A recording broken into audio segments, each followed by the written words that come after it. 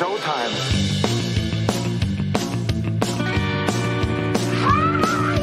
Who are these socials? Taking down the other podcasts one by one. Who are these socials? That clip is why people make fun of you. With Karl. This is all just for the radio. And Blind Mike. We have a lot of business to take care of.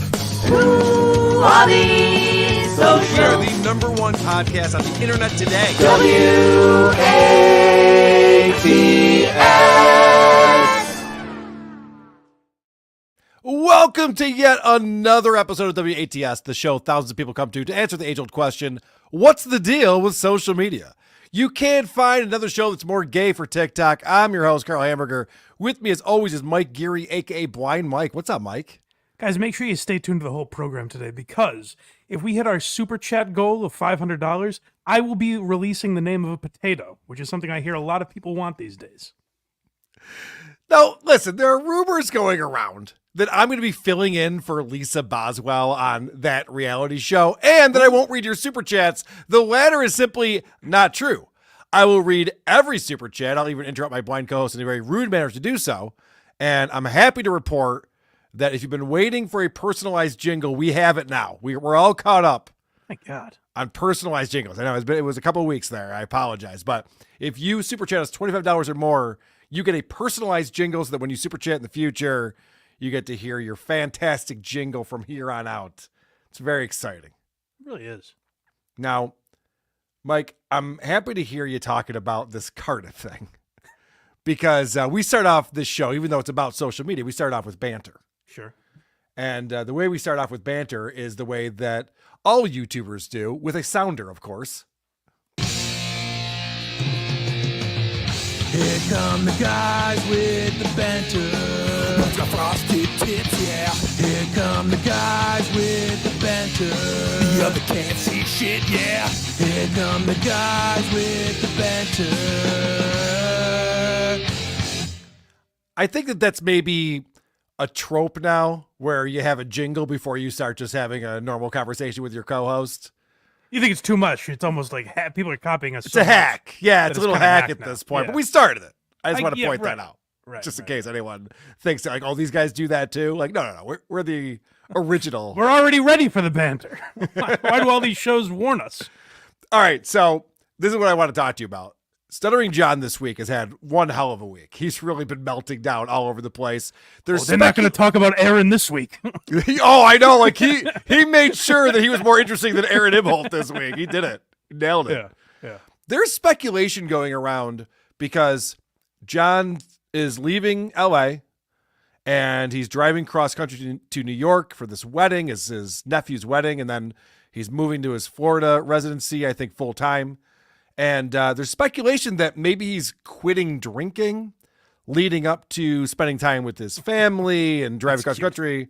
Well, he's acting irrationally, and I'm wondering if he's going through withdrawals or something. Is that a possibility? Interesting you say that. I heard a very good theory.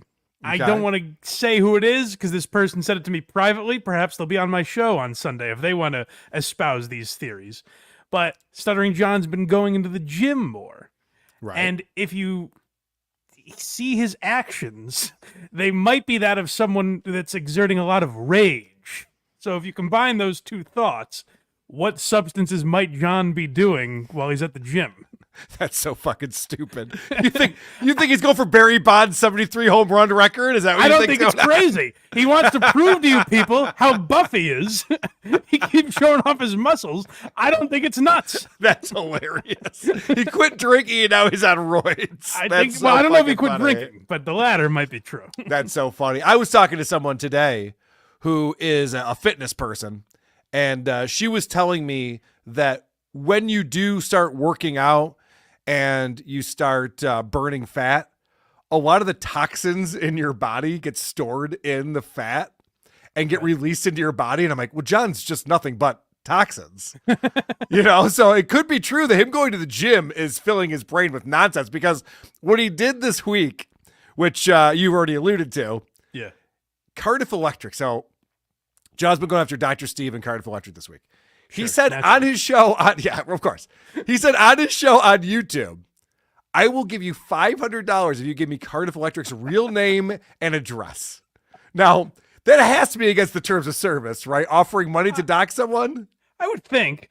But I also, as John, he never ceases to amaze me, because I texted you while that was happening, Yeah. and I was like, what did Cardiff do? Like, I know in the grand scheme of things what Cardiff has done, and that's make fun of a guy on a podcast, which is very Yeah. wrong. I can understand that, why you'd want him dead for that reason.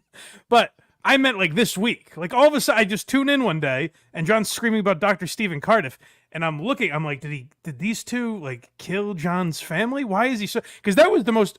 I mean, this is hyperbolic, I guess, but that might be the most unhinged I've ever seen John. Like he was in rare form. Well, okay, he was in rare form for a couple of reasons. So what happened was, for a very dumb reason, and John still hasn't figured this out, even though his friends and his foes have all told him this was a bad move. John decided this week, I'm going to get Dr. Steve removed from the medical community. Good. Yeah, thank God, finally. It's about time. It's about time. It's been a menace for too long. So what happened was, Dr. Steve, who hasn't said a peep about Stuttering John in years, as far as I know, he came to our Nashville show and was wearing a Dabblers Anonymous shirt that he made that had John's face on it. But this is what John's mad at Dr. Steve about. So Dr. Steve was in Vegas with us at Hackamania, and they did a bit with Rocco where he pretended to do a prostate exam. Yeah, so I thought I must be wrong, because when he was yelling about that, I was like, when he's saying you can't practice medicine out in Nevada. If you're Dr. Steve, Yeah. is he referring to the fake prostate exam he gave the puppet? Yes. Okay, I just wanted to make. I thought I couldn't be right about that, but This is what's so insane about John is, and this is why everyone hates John. I just posted a video this morning, I believe, that said this is the most hateable John's ever been. Because here he is, he's going after Dr. Steve for feeling like he was slighted. He tried to pretend that Dr. Steve was talking about John's family. He wasn't. He never did. He made that up. Sure. But John needed like an excuse to try to ruin Steve's life and ruin the life of his family and all of his patients, by the way, too, who rely on Dr. Steve. He's a very hard worker. So John wanted to ruin this for everybody else because he felt slighted from a couple of years ago, and he thought he had an angle where he's practicing medicine, which he wasn't. That's not what practicing medicine is. no, that's what I mean. It's like So he kept stupid. saying practicing medicine. I was like, Yeah. he was pulling a slinky out of a puppet's asshole behind a curtain. Right. Well, also, he did the same thing on Opie and Anthony with like, not Tippy Tom, but one of the homeless guys that they used to Okay. hang with on Opie and Anthony. He gave that guy a prostate exam too. It's just like, I mean, these are bits, John. You understand how bits work, right? You used to work for Howard Stern. You're familiar with a bit. Right. So what happened was John decided to go after Dr. Steve, and everyone in the Dabbleverse unanimously said, well, you can't do that, John. We love Dr. Steve, and this is ridiculous. This is not how you fight back. You're wrong in this. And John went, maybe I should reconsider. No, of course not. John went, fuck you, fuck Dr. Steve. He doubled down, he tripled down. That caused his longtime co-host Quadfather to porn bomb him. So now Quadfather's out, Clay Dabbler's out. He's mad at Clay Dabbler, he's mad at Quadfather. All of his allies he's mad at. I was watching him today. He's still blocking super chatters because they're making fun of him, which he's sending us a lot of mixed messages, this Stuttering John guy. I remember him telling us, listen, you can go after me all you want. I can take it. I got a thick skin. Just don't go after my family. Sure. So then people are like, all right, John, you're ugly and your feet smell. It's like, fuck you, block. I'm a member of my family. Yeah, right. Good point. All right. That's a good loophole right there. So basically, John really stepped in it this week by going after Dr. Steve and then Cardiff, which I don't even know why, but people like Cardiff too for some reason. Did you know that? I like Cardiff very much. Okay. Cardiff messaged me about something the other day, and I just replied, "What's your name and address?" And he said, "What an odd and ill-timed question." I thought that was very funny. Well, I was actually texting with Cardiff while John was offering money for Cardiff's real name. And I just said, Cardiff, listen, I love you, buddy, but $500 is $500. and he wrote back, and we split it 50-50. So he's got a good sense of humor, that one. I said this on my show the other day, is like, I get comments, like people say I'm kissing your ass or Cardiff's or whoever. Sure. I think it's such a clear thing, like, some of you guys are having fun with it. Yes. I won't say who. And some clearly aren't. And it's I think weird. It's so much easier to take your guy's side. When people get along, like I get along with you very well. WATS is so easy to do because you're so easy to communicate with and you're very funny and it's just an easy show to do. And I love when people are just like, oh, well, Karl has to ball wash Blind Mike and Dick Masterson. And like, they have like these ideas that I have like these allies in my head that I'm like, well, if someone says this to this person, they're associated with that person. Like, that's not how we think at all. Well, agreeing doesn't exist on the, like, if you agree with someone, it's you're kissing their ass. You're ball washing, obviously. Yeah. But that's just not how life works. And the people who live on the internet, like Chad Zumach is that way. I keep going back to Chad because Chad is just the perfect example for everything that's wrong with the internet. Sure. Like, Chad Zumach thinks that it's all alliances, and it's like, well, I'm on KB's side, and we're against Chrissy Mayer, and it's like, none of this is real, Chad. You know that, right? Like, nobody cares. When Aaron Imholt was trying to say that I was taking Nick Rekieta's side because I'm friends with Dick Masterson, guess who doesn't care whose side I take? Dick Masterson. He doesn't give a fuck. There's never once where Dick has called me up or texted me and been like, hey, I see that you're on so-and-so's side.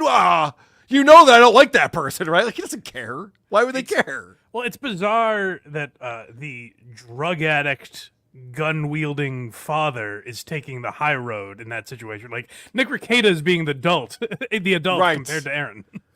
Oh, Aaron looks terrible at all of this. I mean, I don't think that Nick Rekieta looks great. Don't get me wrong.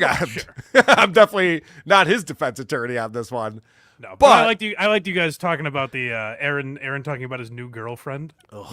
Guys, we did naughty adult things. I have a new theory. I have a new theory on Aaron Imholt, and now I got away from the point I was going to make that Aaron is a tattletale, and that is, by the way, the lowest form of person in my mind. The kind who's tattletales on their friends because they're not friends anymore, and he got him in trouble with the police, and it's like, ugh, you suck. Anyway, I have a theory on Aaron Imholt, and I was listening to Nobody Likes Onions today, and he was playing some clips of Aaron, and Aaron is reciting Bible verses now on his show. And not ironically, he's literally reciting Bible verses. 'Cause he's such a moral guy or whatever. I mean, listen, doing coke 3 times changes a man. Yeah, he has to repent, obviously. So he's reading these Bible verses, and he's talking about that new girlfriend that you mentioned. Yeah. I have a theory. I think the new girlfriend is like born again or some type of like super Jesus-y person.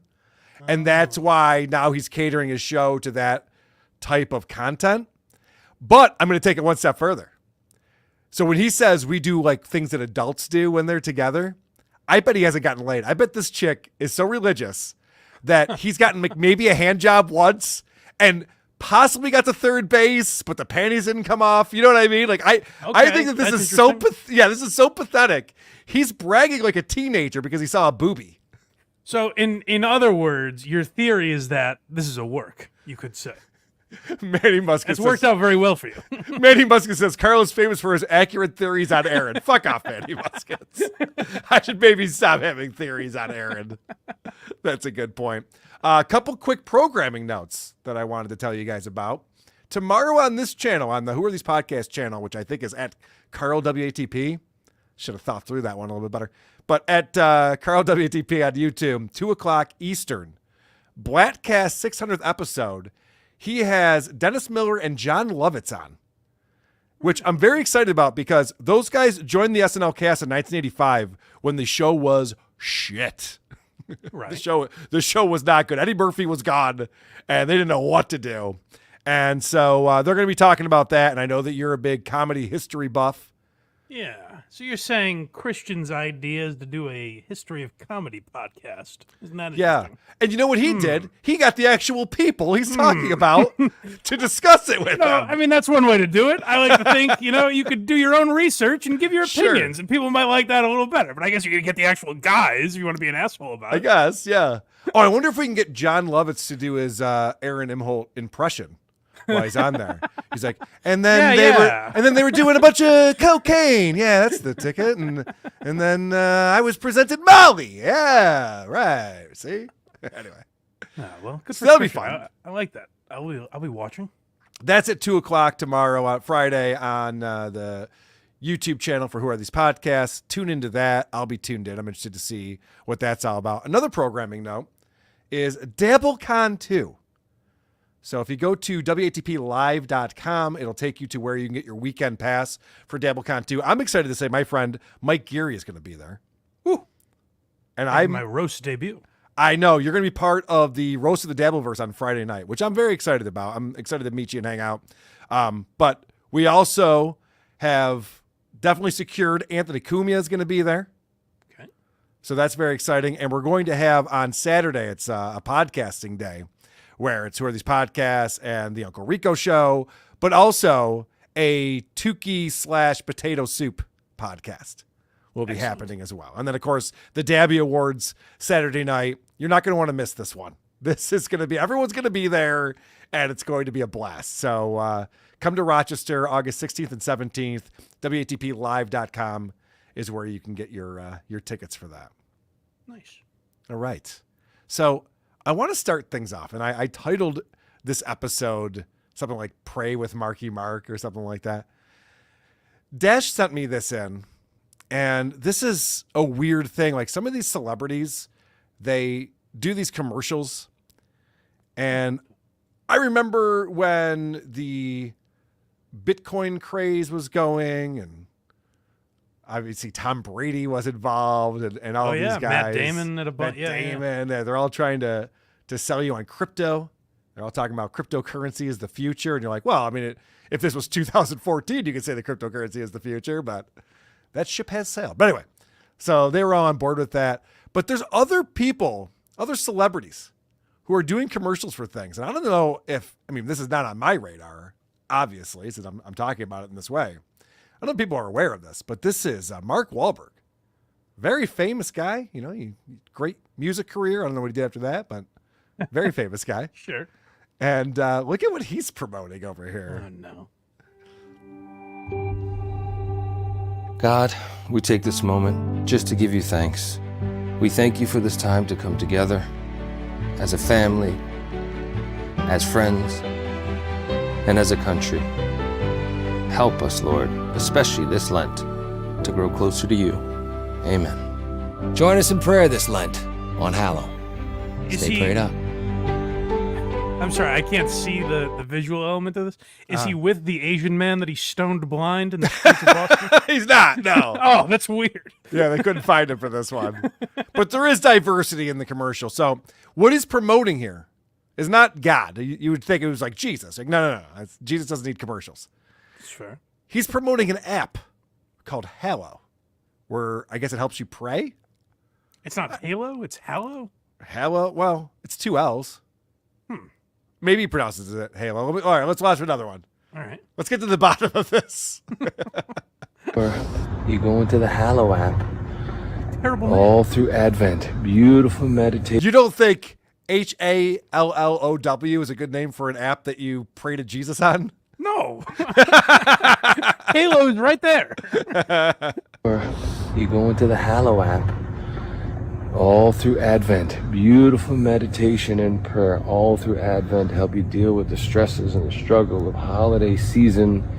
Some of the cast of The Chosen is there. You can pray with them, meditate, pray with me. But most importantly, stay prayed up. God bless you on this beautiful day. Oh, God. It's weird, right? It's very weird. What, especially when Mark Wahlberg's movies mean there's no tie-in to religion or anything. Like, he's in dumb action movies and dumb comedies, and there's no representative of religion in his career at all. He made Entourage. Well, he's a good Catholic boy, and I have one more example of that. Closer to God, we can all do better. We can all spend a little bit more time in prayer. We can all give a little bit more of our lives to Him. Some of us more than others. Right, Mark?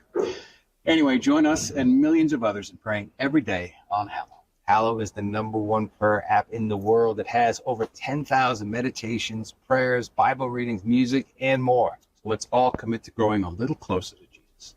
Join us on Hallow. Stay prayed up. Could you imagine if the way to get closer to Jesus is through a app on your phone? I don't know. There's something about that. Like, Kirk Cameron is one thing, because it's like, what else does he have? But Right. Mark Wahlberg, and Yeah. look at, they literally made a show about Mark Wahlberg's life, where the premise of the show is they drink, smoke weed, and fuck tens. Like, this is not a religious man. He can go to church all he wants, but this isn't a man who's lived his life in the name of Christ. No, definitely not. It's well documented. Jason says, Hallow equals honor as holy. Yeah, I've heard the Hallow be thy name. So I These guess hallowed halls. Yeah, I get it. Yeah. The hallowed halls. Yeah, okay. So I guess that makes sense. People are also saying, like K. Robert here, pray for Lisa. I should also mention Lisa Boswell is hospitalized right now. There was an update on her this morning on that reality show. Helga had Dr. Steve on. Oh. Did you see that? Yeah, Dr. Steve was a guest. No. And they talked all about... Did they beat the shit out of that cocksucker? No. Wipe that smug look off his face? What was really funny is they're talking about... So Lisa's had some health issues. She didn't urinate for 4 days straight. Oh. And it's because of a number of factors, including like an enlarged prostate. But Helga had to say, she has a female prostate. And Dr. Steve's like, yeah, no, I get it. Sure. Okay, moving past that. Yeah. Dr. Steve's like, no, I practiced medicine in 2024. I get it. I understand. Female prostate. Got it. Yeah. Helga's like, I don't know if you know this, but she wasn't born a woman. Like, no, we know. We're very aware of how this works. But make sure Lisa gets the Hallow app, and then everything will be all right. I imagine. Although, can trans people get on that app? They might ask you. No. Questions. Do away with them. Yay, super chats. All right, let's hit up some super chats right now, starting with Rocco or B, who is coming in with $5. And Rocco or B says, what do you think will be the prize of Cersani's show? I bet it's going to be a freezer full of steaks. Yeah, that's a funny idea. That's what he used to bring to the precinct for the police officers. Yeah, it's not that lucrative, but we will tell you later. Yeah, we have the answer. The full reveal is coming. Koof would like to thank us for not killing ourselves. Thank you for not killing yourself, Koof. Thank you for coming to Las Vegas. Great to see you, buddy. D9 coming in. Let's hear my jingle. All right. Here comes the money. Here we go. Thanks for the super chat, D9. John admitting he's wrong is like Quad Father doing jumping jacks or Blind Mike becoming a Swiss watchmaker. He loves those jokes about you, Mike. We make fun of the disabled here too, watchmaker. John. That's You're not. right. You're no worse than us. So D9 says, Mike, what do you expect out of Twin Towers tonight? I think Justin outscores Coleman. Okay. I think Coleman might hit a free throw, but I think Justin scores a field goal, and I think Mutt has 5 points by the end of the night. All right. Well, that's for all the Minifans who are in attendance with us today. That's right. Right when we're done, the basketball game starts. I think. All right. Very good to know. Here comes the money. Here we go. Thanks for the super chat, Turbo 7049, who is a master dabbler, as a reminder for everyone that Shuli sucks and Vinny is fat. Turbo comes with $5. Who would have guessed that the adult babies were more aptly named than the show wearing diapers? Steve didn't use his finger. It was his penis. Yeah, that's not a medical procedure when you just butt fuck a guy on stage behind Just a curtain. having a good time. Yeah, thank you. Thank you for clarifying that. Did someone see that? Because I think that might be out. I did a episode of the Adult Babies. They had me on as a guest, a show that I had How did that reviewed. Horrible, because Okay. I thought I was doing a show with adult baby diaper lovers. I was all geared up to talk about them peeing themselves and this weird sexual fetish because their show's called Adult Babies, and You then I got get a bib on. and a rattle. You're like, Yeah, "All right, guys." yeah. I was going to jiggle my keys a little bit, distract them. So I was all excited. And then I'm staring at these guys who are just like these truck drivers who live with their parents. I'm like, oh, you That guys. is disappointing. Yeah. Shit. All right. Well, I'll do my best. What are you going to do? Red 473 comes in with $5. Anyone ever notice these celebrities get very religious when their careers basically end? Wahlberg's been that for a while because I think like Good Vibrations is if you break down the lyrics, I think it's like a religious song. Interesting. That's Yeah. very possible. Yes. Here comes the money. Here we go. Thanks for the super chat. See, Moss for 1044 is such a fan, he even helped Karl install new paneling in his basement. CMOS 4044 €5 says the Lonely Island song you were thinking of on the bonus was I Just Had Sex. Yes, featuring Akon. Great track. All their albums are unironically great, by the way. I totally agree with you. I remember we were hanging out with some friends and we were just playing Lonely Island music for the entire night, and it never stopped. Andy being funny. Samberg's actually under like Pop Star and Hot Rod are two of the more underrated movies in the last Dude, 15 I years. agree with you on that completely. Hot Rod is one of our favorites. We could pop it in anytime. But yeah, both those movies are great. And I Just Had Sex because that's what, like, when Aaron Imholt was all excited. We're just like, my lady friend was over last night. You're just like, ugh, you sound like those guys in that song. Hey, I got a boner, guys. Yeah. All right, cool, man. Rocco Orby, 2002, $5. Come on. Feel it. Feel the vibration. Wasn't used for this ad. Disappointed. He probably doesn't own the rights. I think it's a religious song. They should have used that. He might not own the rights to that, Mike. I know a little bit about the music industry. My sister-in-law, Christina Marie, coming with $5, says Galapagos tortoises are about $8,000 and grow to 919 pounds. Very specific. I need one. Can we start a GoFundMe? No. You do not need 1,000-pound tortoise at your house, Christina Marie. Disagree, guys. Keep super chatting us, and we'll make sure she gets the money. I'll Venmo it to my buddy who will write a check. Definitely. Yeah. Got $2. I've been on Big Blind Project Kick lately, and why wouldn't you be? It's a great show. Thank you. Breaking down the most important issues of the day, obviously. Yeah. Well, from like a week ago, usually. But yeah. All right. Speaking of the most important issues of the day, Joe Matarese, we haven't talked about him in a minute because he hid from us. He took his ball and went home. And still is. Well, right. So check this out. He had a big announcement on Twitter, and I want to break this down with you, Mike, because this is a weird one.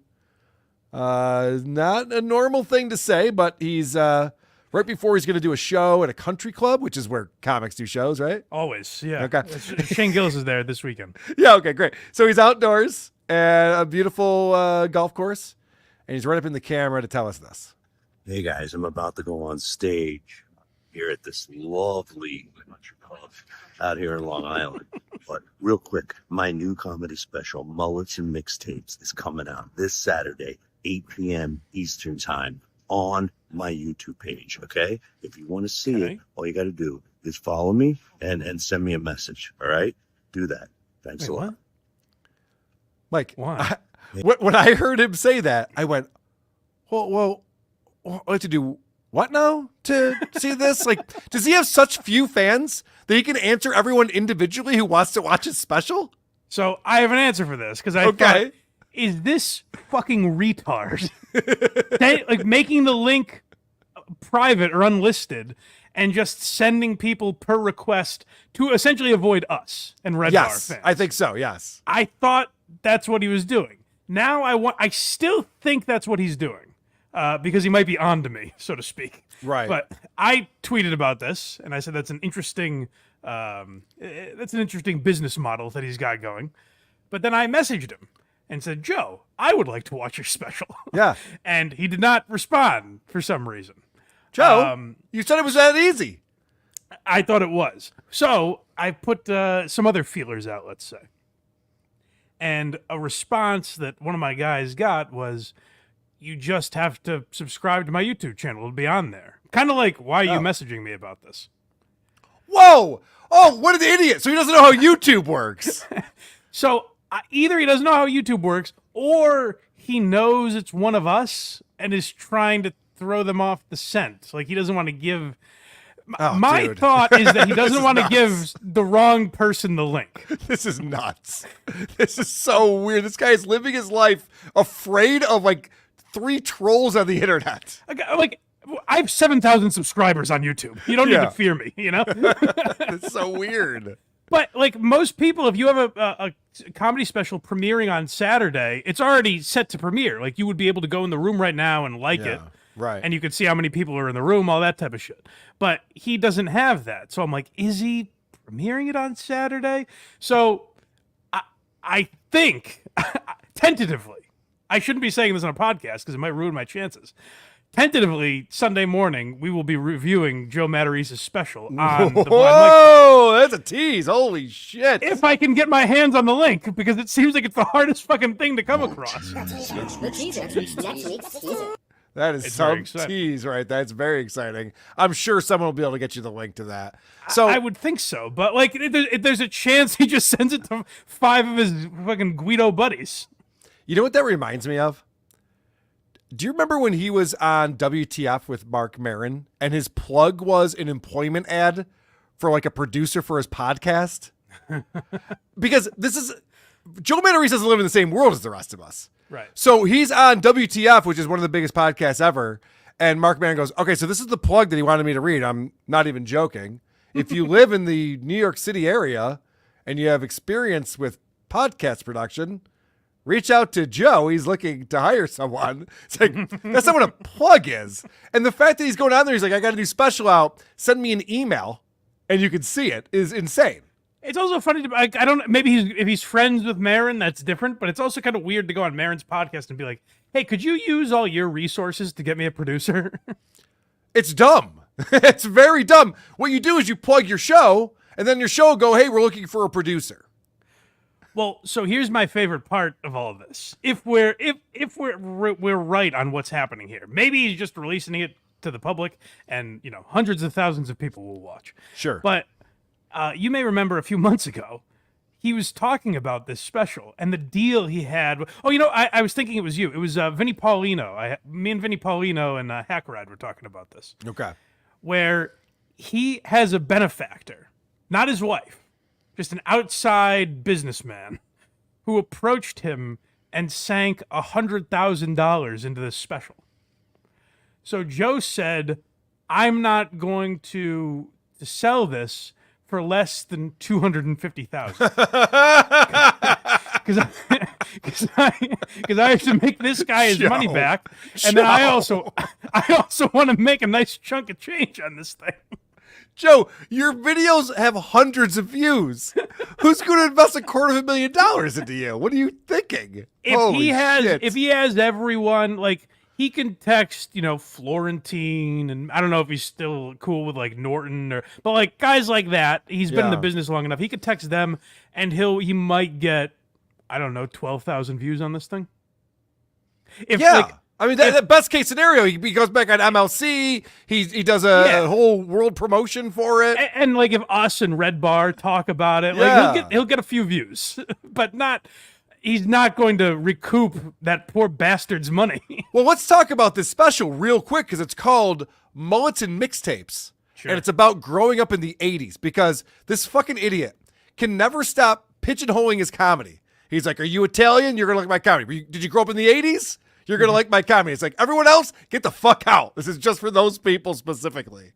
Well, the 80s, that's such a unique topic to broach. The 1980s. No one's ever done it before. And I hate that, too. Mullets and mixtapes. It's like, well, mullets are popular now. So that's not a good one to use. I think he was embarrassed by it, because if you go back and watch that video, he's like, my new special, Mullets and Mixtapes. He's kind of like whispering it. Like, I hope no one hears me at this fucking country club. It shows you how unfunny and unoriginal he is, that he thinks that that's a good name for his special about the 80s. Maybe it's good for the algorithm. Maybe we don't know what we're talking about. But. Oh, yeah, if there's one thing that Joe Matarese understands, it's the algorithm. Definitely, yeah. Good point. All right. Matt Rife. I didn't hit my Twitter jingle for that. Fuck me. I'm slacking over here. But I won't fuck up, because we're going to Instagram now.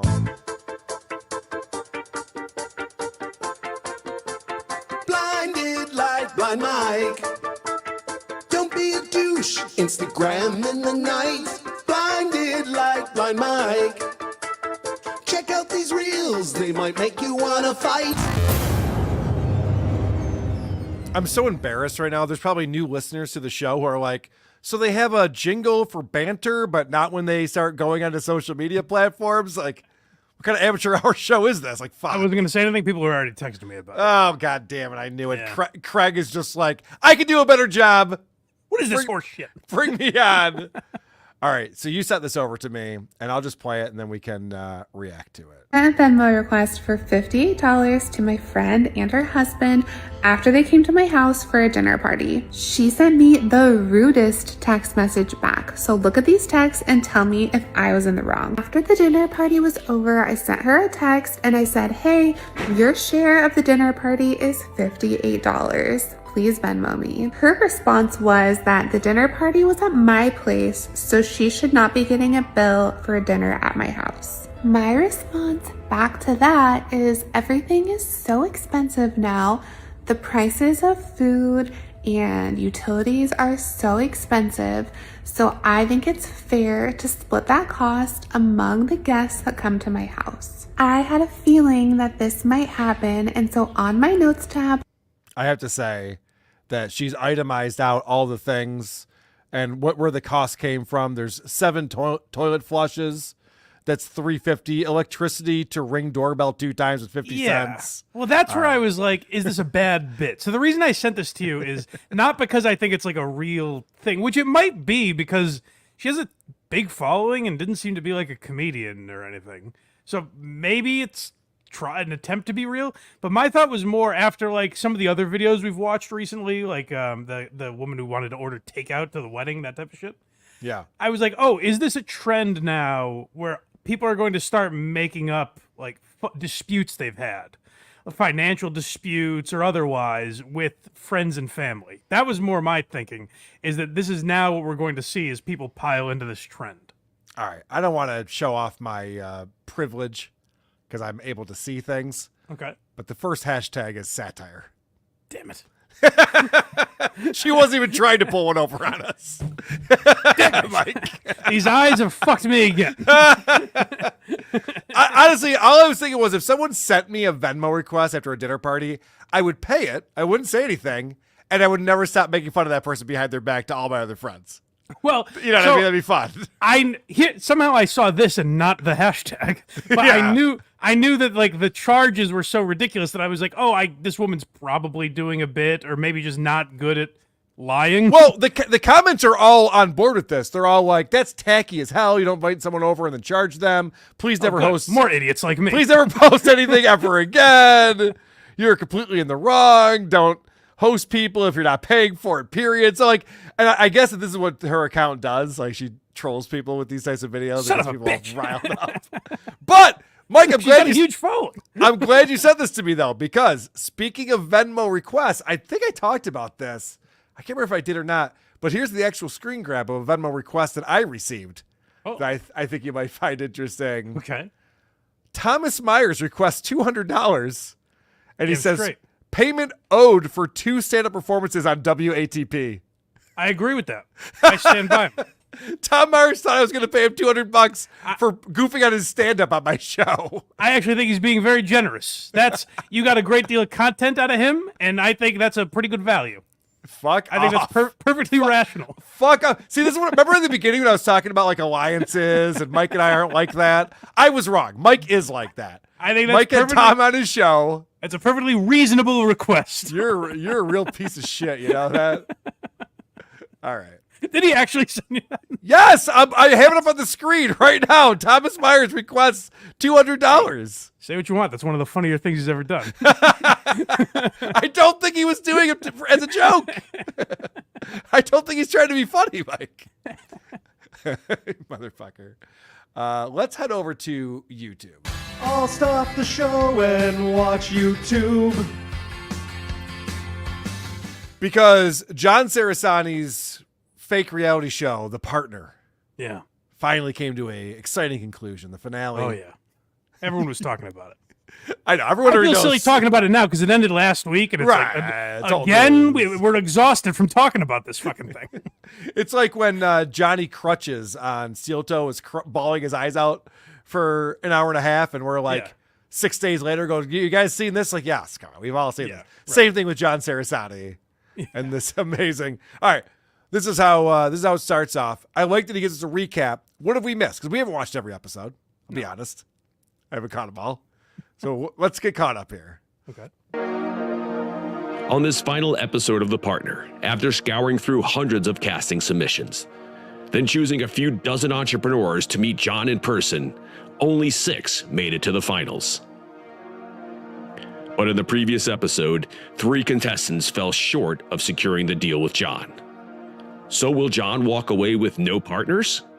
Or will he strike gold with the final 3 entrepreneurs? Let's find out. Left that big job in my 20s to become an entrepreneur. All right. Very exciting. This is what's so annoying about this intro right here. Will it end with no partners? Is that an option? Have you ever watched Wheel of Fortune and they're like, will one of these contestants win tonight? Like, well, yeah, that's how the games work. No, actually, you're missing an angle of that. Both options are bad. Will it end with no partners, or will everyone win? Well, yeah, I'm confused as to what we're even doing here. What's the point of all of this then? If that's an option. It's like, listen, American Idol had one winner, you know? Yes. That's where they fucked up, is like Shark Tank, people just come in and pitch their businesses individually and they get bought or they don't. John pitched this as like a series where there's a winner. Yes. And yet there isn't, because that would make no sense. That's not how businesses operate. All right. Yeah, right. Is it a real thing or is it a reality show? And John can't figure it out. Yeah. Obviously. So let's watch one of the finalists. There's only 6. 3 of them are already out. So the last 3 are on this episode. And here's the first one he brings in. Matthew Candle. Hello. Buddy, after all these years, man, I didn't know what I was going to get out of doing this show, buddy, but at the very least, I got to reunite with an old friend of mine. If it's nothing else, pal. You just done us both well. Could you imagine on Donald Trump's The Apprentice? Yeah. If he brings a guy and he's just like, hey, man, listen, I don't know why I'm even doing this show on NBC. I don't know if we're even accomplishing anything, but at least I got to hang out with you. It's been a while. Don Jr., you're hired. Yeah, right. Like what? Can't you get together with old friends in your time? Like, this is a show you're doing, dummy. if they were doing introductions on Shark Tank and Cuban was like, no, I know this guy's my neighbor. No need. yeah. We actually been working together for years, so I know all about. All right. Like Cersani made it seem like, hey, some nobody's gonna have a shot to be a billionaire, and it's just like a guy Cersani has in his phone. Yeah. Right, man. Got a full head of hair. Full head of hair and everything, brother.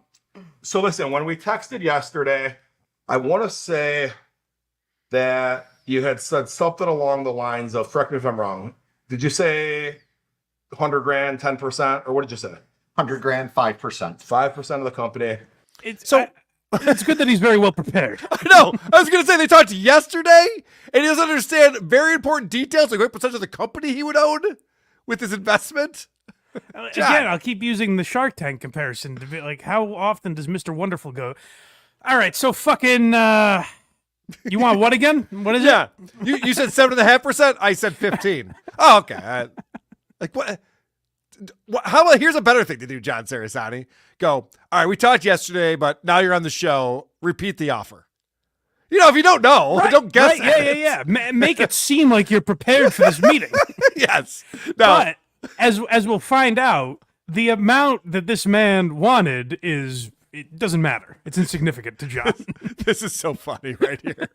But what I would be bringing to the table to you is help you grow the damn company. I'm not coming on this thing just saying, hey, look at me, I'm part of this thing that Matthew already built. It would be to definitely help you grow. Excellent. Right?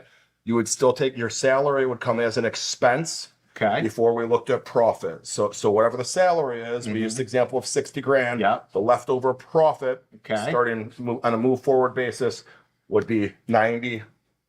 So I'd only have 10% of the company. I'm going to help promote your brand.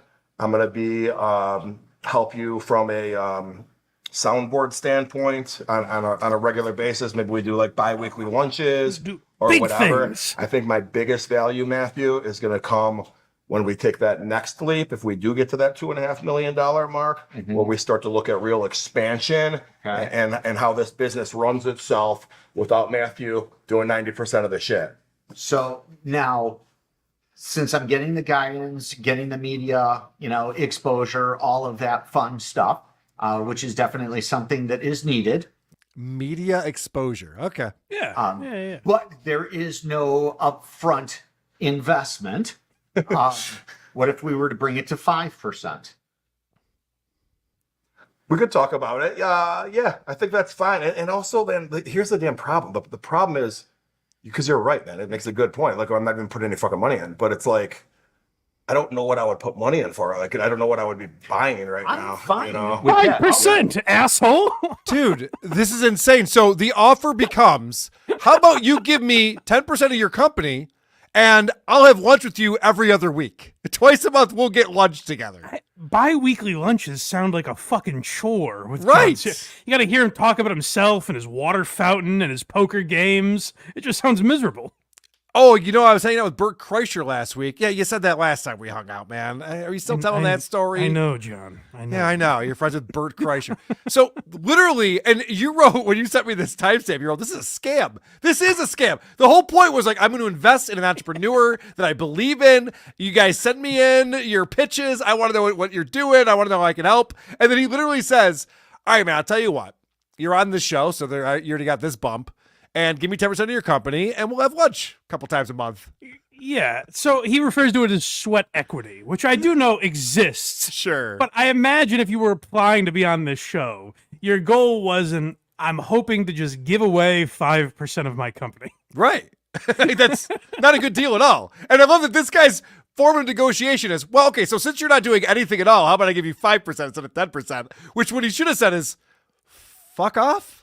He said it. I don't know if it was in this clip, but he said something to the effect of, he's like, well, I've watched how other shows worked, and I kind of just thought, oh yeah, let it keep playing because that's what happens next. Yeah, I mean, I had just gone off of other shows, and yeah. He laughs at him. He goes, I thought this was like Shark Tank. Where you would just be like, okay, now I own part of your company. Thanks for coming in. Like, what? And Cersani's like, oh, you thought it was a show where I give you money? Oh, you're so silly. Fucking insane. I mean, this is not what I was expecting from this finale. Well, so, it's probably just that one guy that gets fucked over. Right. Okay. Good segue. Let's see the next guy. I would like to do is I don't know if your dad's still involved right now, but either board member or advisory board. There's two big distinctions there. Okay, board of directors is a governor of the company. Okay, whereas advisory board is just someone that you lean on that's involved, and you give that person a small percentage of equity. So I was thinking around 2.5 to 3% equity with deliverables, and maybe it gets vested over a few years, and it looks something like that in nature. Yeah. Now, I don't think I'm getting rich off that 3% or whatever. I think my value would come in with, hey, let's talk to these investment bankers. Hey, let's talk to this private equity firm. And also just the intangible, I'm involved in this company. They're doing big things. 100%. If nothing else, for your vanity, I'm putting you out there as an entrepreneur. For whose vanity? What? The balls on this guy to laugh, and that's like a scumbag tactic to make this guy feel small. Where he's like, I don't think I'm getting 3%. I'm not making millions here. Hey, asshole, if the company does well, you will. Dickhead. Well, also, he's providing nothing. He's just taking a portion of this guy's company, and the guy's going 100%. Sounds great. Let's go. Oh, you're incorrect. The jars and jars of elbow grease he'll be importing to these. Dude, he's already spreading himself thin on these deals. Anyway, I am telling you, this is my take on this, and I've been saying this for a couple of months now. John Cersani is spending all of his money trying to be famous, and he's going broke. And we're seeing it right now. Like, he's like, can you invest $100,000? He's like, I'm not going to give that kind of money, but I'll take 5% Invest? of your company. Yeah, right. Why don't you just give me 3% of your company? This is the craziest fucking thing. It was crazy. I was like, am I missing something? Because all these guys go like, yeah, sounds okay to me. Well, they don't know how to say no. And this is, so John's bringing in weak-minded people. Right. Obviously, who think that, like, yeah, you got a big platform, you're going to help me out a lot. No one likes John Cersani. He's a narcissist. Right. He's a douchebag. He's not going to help you in any way. If I had a business meeting, and by the way, I used to own a business, so I know something about this. Oh. If I had a business meeting. I know he can lose 3% of it. Yeah, well, right. Yeah, I mean, John should have pitched me on this. I would have hung up so fucking fast. But if I had a meeting with another company we're going to partner with or do business with, and they're like, and guess who's attached to this company? John Cersani. I'm canceling the meeting. Hello? I want nothing to do with this. So I don't know what he's doing to help this guy for your vanity. All right, one more. Go ahead. Yeah, what's the next clip? Is it the last guy? It is, yeah, the finale. Okay. I'll let this speak the for final itself. part of the finale. Here we go. This is how you wrap up a series right here. Absolutely. All right, so do we have a deal in principle at least? We have a deal now. Thanks, brother. Appreciate you, man. Awesome. Well, that wraps up the first season of The Partner, and I'm walking away with 4 new associates. There was no fourth, by the way. I don't know what he's talking about. Yeah, I know. There were 6 finals. The first 3 were all told to hit the bricks, so I don't know. Yeah, I don't know what he meant. Okay, whatever. Motorized window shades. Kyle with the dental equipment. Scott with the voice over IP telecommunication company. And of course, Brian Swift. I'm partnering with him on his nonprofit. I got to tell you, I didn't know what to expect walking into this. I couldn't be more happy with the 4 partners I chose. Couldn't be happier with the 20 people that I brought in person. I feel like I got 20 new people in my network. All of them, I believe, had positive experiences and could contact me anytime. What? I look forward to doing a season 2. Who knows? Maybe we'll be outside of Chicago next time. Left that big job in my 20s to. So this reminds me, my ex-business partner, the guy I had to get away from, and I ran to podcasting as fast as I could run on my little club feet. He thought that because when he was in business meetings, like he was so good at it, he was entertaining. So he started a podcast, like a business podcast. He's similar to like a John Cersani guy where he's just like. Have you ever reviewed it? That could be fun. No, I'm not touching that. The guy, let's just say there were some contract issues. He owes me a lot of money, but whatever. It's neither here nor there. The point is that John Cersani is one of these guys who's just like, I'm so good in these meetings with these partners and convincing people. I'll just do a show where it's just business meetings. It's not entertaining. No one's enjoying this. He took all the elements of Shark Tank that are entertaining and removed them from this show. Well, to your point of how confusing it is to an idiot like me, I've never owned a business. And the reason I didn't include, that's why I was going to preface that last one, because I didn't know how much was in it. I couldn't tell what the deal was. I know John got 20% of the company, but I couldn't tell if he paid any money or not. I don't think he paid out a dime to any of these people. That was And the he whole got point of 20% it. of this schmuck's company. That's a steal. And then the season, that's not the episode ending. The season finale is him going like, so bunch of cool people I met, and maybe we'll do season 2 near Chicago. So buckle up for insanity, gang. This is the craziest thing. If you remember when the show first started, he goes, now guys, there's a twist to this. These guys don't know this, but they can't just pitch me. They want my money. They have to include me in the business. I want to be able to bring something to the business. He didn't tell us, and he's not giving any fucking money. Like, it wasn't just that they can't just pitch me that they want my money. There is no money, is what the actual twist was. It is like, if you're in that pitch room, it is brilliant to be like, here's the twist. I don't have any money. It's like, all right, full disclosure. It's like those casting couch videos where they're like, hey, the joke's on this chick who just took anal for the first time. There is no job. She's not going to be starring in adult entertainment after this. It's the same thing. This is like if I was on Shark Tank and said no to everyone, and they're like, well, this guy doesn't have any fucking, who cares? Yeah. Do you want to invest in my company? Dude, I have like $50 on me. What am I going to invest? What do you mean? How am I going to invest? Like, then why do we pitch you? Why do we bring this whole thing in, then? What's the point of it? It really was crazy. And he wants to think of himself like he's fucking Elon Musk or Jeff Bezos, which, John, it's fine not to be at that level. Like, if you can't invest in 40 companies, no one expects you to. But don't do a show about it. Well, John's also a sucker because, as we know, John invested in Bert and Tom's vodka. Yes. Which is going to fail miserably. I'm calling it right now. This vodka, I've never seen it anywhere. I don't see anyone drinking it. I don't see anyone requesting it at the bar. It's not and they're doing a crazy amount of promotion for it, and I don't think it's in stores or anything, which is... I've never seen it. I'm a vodka drinker. I look at the vodka aisle. I've never seen it. Yeah. I've only seen it on videos that include Tom or Bert.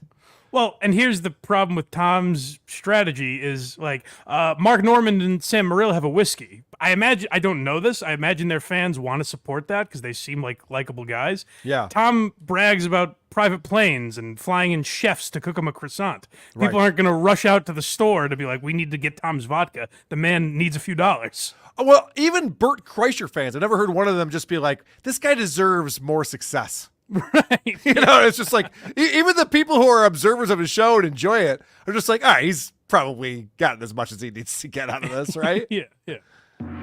Yay, super chats.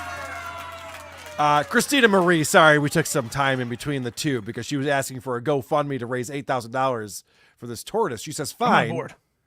She says, fine. Well, I already turned it down. So she says, fine. Aldebra tortoises. And by the way, when I pronounce things wrong, she texts me afterwards and I have to watch. I think she's doing this on purpose to fuck with me. These types of tortoises grow to just 550 pounds and only cost $22.50. I guess I can still snuggle that. You can't snuggle a tortoise. These are not pets. Christina, I'll see you on Father's Day. We'll talk about it. These are not pets. Get cats, dogs. I think it's an innovative idea. I like it. Miss Charlie loves $2. FKA mommy never super chats. She is a broke hoe. Whoa, you don't talk about FKA mommy like that. She's going to be at DabbleCon 2, which I'm very excited about. Holy shit, look who's here. It's Hulkamania gifting 5. And of course, Hulkamania definitely got his own jingle on the board. I played it the other day, but let's hear it again. Here comes the money. Here we go. Thanks for the super chat, Hulkamania. You might also agree we need more weekly curb stomping threats from the Army Major. I agree with that. I know. I thought you'd like that one a lot. Thank you, Hulkamania, for gifting those memberships. If you just got a gifted membership from Hulkamania, thank him. But also know that you can watch all of our bonus episodes. We just did a bonus episode this week Living in the Past with Stuttering John, where we go back and listen to 2018 episodes of his podcast. And it really is fascinating that the man has not changed at all, but yet changed so much. Like I said, we've moved a great distance and we're standing in the same place. It really is incredible. Here comes the money. Here we go. Thanks for the super chat, KJ. The Instagram jingle lyrics seem to be studied more than the Dark Side of the Moon album. KJ for $10 says, Mike, can't wait for you to bring on clips of the upcoming Alec Baldwin reality show. Coma seed dice cucumber? Yeah. I'm very excited for that too. That looks fascinating. So what happened? Hilaria just decided to drop the accent, the whole affect and everything? Completely. She's like, hi guys. She's almost doing like Chappelle's white guy voice. It's hilarious. She's from Boston. No one thinks that Hillary she's from Boston. Yeah. The name is honestly more offensive. They know I have a how you say Hispanic name. Here comes the money. Here we go. Thanks for the super chat, Simon 343. Doug from Who's Right is just another welder, standing there holding their rod all day, brazenly waiting for a spark of a good joke. Simon 343 exclamation point for $5 says, why are you laughing? Bonus on Patreon are the best things along with WATP and the creep off. I agree. It's good company. Thank you, Simon 343. And thank you for the support on Patreon or YouTube. It definitely helps out a lot. We appreciate it. Suburban Tug Time, $5. I'm watching this on my iPad. An iPad? Oh, I'm watching this on iPad. I read that. I filled in the words, but yeah, Alec Baldwin. I'm watching this on iPad. I forgot about that. One of the funniest, my wife and I were driving back from, I think, Chrissy's wedding. And so we had a 5-hour drive or something like that. We're listening to the Blind Mike Project. And Alec Baldwin did a whole video about hurting his knee or needing surgery or something like that. I'm banged up, so I thought I'd talk to you people. I had a whoopsie daisy and now I have an owie. Like the shit that you were saying was cracking us up. Sorry, it was one of the funniest things ever. Cool cut casting, $2. Blind Mike and wood paneling Mike. Love you. I'm wood paneling Mike now. I'll take that. Hulkamania gifted another 10 Who Are These Podcast memberships. And of course, if you do get a membership, you can also watch the show Who Are These Podcasts live Wednesdays and Saturdays. It's behind the paywall to watch it live or anytime thereafter. Ooh. But I post the link in the community tab of YouTube. So go there and you can see it all. I think this Hulkamania guy's fake. He's a bot. He's definitely from Argentina. Christina Marie, member for 2 months, says, thank you, Hulky. Don't pay Tom Myers, FSJ. Hearts to Dr. Steve. I'll be paying for Tom's legal bills when he tries to get that $200. I think that's Christ. Money well spent. You can be so lucky. Can you imagine this fucking asshole? He's tried to strike my channel multiple times. And then he sends me a Venmo request for $200. He's insane. He's an insane person. His funniest move ever. I stand by it. Hulkamania gifted another 5 memberships. Fucking love Hulkamania. Thank you very much. And other people love you as well. And then Shortski75 with a $2 super sticker. Thank you very much, Shortski. Oh, I should mention a quick update. I had a meeting with Patrick Melton today, talking about a number of things, but one of them being our new super tip system, which will be, we're almost there.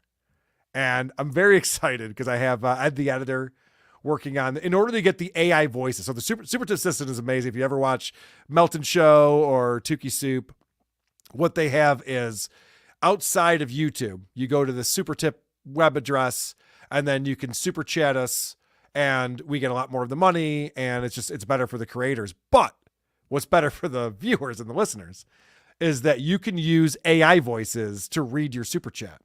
Right. And so they have a lot of great AI voices there already. You know, we're going to have Stuttering John on there and Ray DeVito and tons of different characters from the Dabbleverse, which is fun. But we're going to include, because like Ed the editor he has to put together 10 minutes of audio from each of these people in order to get the AI to learn their voice.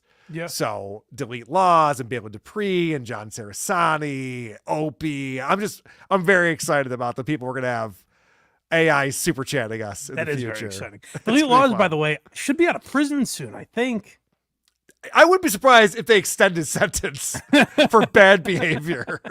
Just being a pain in the ass. We've never done this before. But yeah, we just don't like you, and we like to watch you suffer. So we're just going to keep you in here for a little while longer.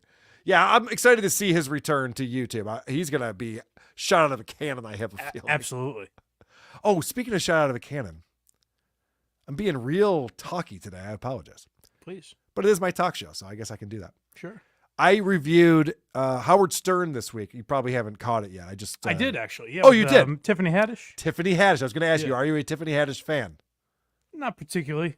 Okay. I kind of think of her as like the female Kevin Hart in the sense that like she's super famous. Yes. She seems Say no talented more. enough. I don't get why she has the level of fame she has. Say no more. Yeah. But I could not, it blew my mind. And I should not be surprised by this at this point with Howard Stern. Tiffany Haddish comes on, sits down in the studio and goes, Howard, I've been listening to you since 1995. I can't believe I'm finally talking to you. This is so exciting. I'm a huge fan. And Howard immediately gets her to start crying. Yeah. Well, he's such an asshole. His style of interviewing, and Andy was over here and he's going, who is this for? Who would want to hear this person breaking down about their mom being brain dead? That's a great question, and I like the angle you guys took. But when I'm listening to it, I'm more annoyed at Tiffany Haddish, particularly because she's a comic. Yeah. Where I'm like, how does no one go into that studio and go like, where the fuck am I? Like, I listened to this show in 1995. Who are you? What's happening? Well, I think that's hard to do. You're on the Howard Stern show. Actually, you did a great breakdown of on Joe Rogan. He brought on Harlan Williams. Williams. Yeah. And props to Harlan Williams, because people go on Joe Rogan and they're so excited to be talking to Joe and have this huge platform and all these people. And I got to think, going on the Howard Stern show, like wherever he leads the conversation, you're going to go along with it. It's his show and everyone respects him. But props to Harlan Williams for fucking with Joe Rogan the entire episode, never letting up. That was one of the greatest appearances ever. The best part I didn't even play because the context makes no sense. But just like 40 minutes later, after this bit had died, actually maybe even longer than that, after this bit had long died, you just hear Harlan Williams chewing celery again. Yeah. He's got to calm down his tapeworm. Yeah. Well, Demetrius. Some crunchy chewing. Anyway, let's get over to TikTok. We haven't even looked at TikTok yet, and that's our favorite platform over here on Who Are These Socials. TikTok's a psyop by the Chinese to fuck up the minds of our youth and some other people too. So let's talk quite a lot about these TikTokers we stalk and know. Oh, TikTok fucking blows. And not only are we on TikTok, but we're also watching Solar, who's our favorite system. If you're a system and you know it, clap your hands. If you're a system and you know it, clap your hands. If you're a system and you know it, and your mask will truly show it. If you're a system and you know it, clap your hands. All right. So a DID system, which means that she's multiple people and animals and things all in one body. And this is a very different video for Solar. Now, I don't follow Solar. This is your beat.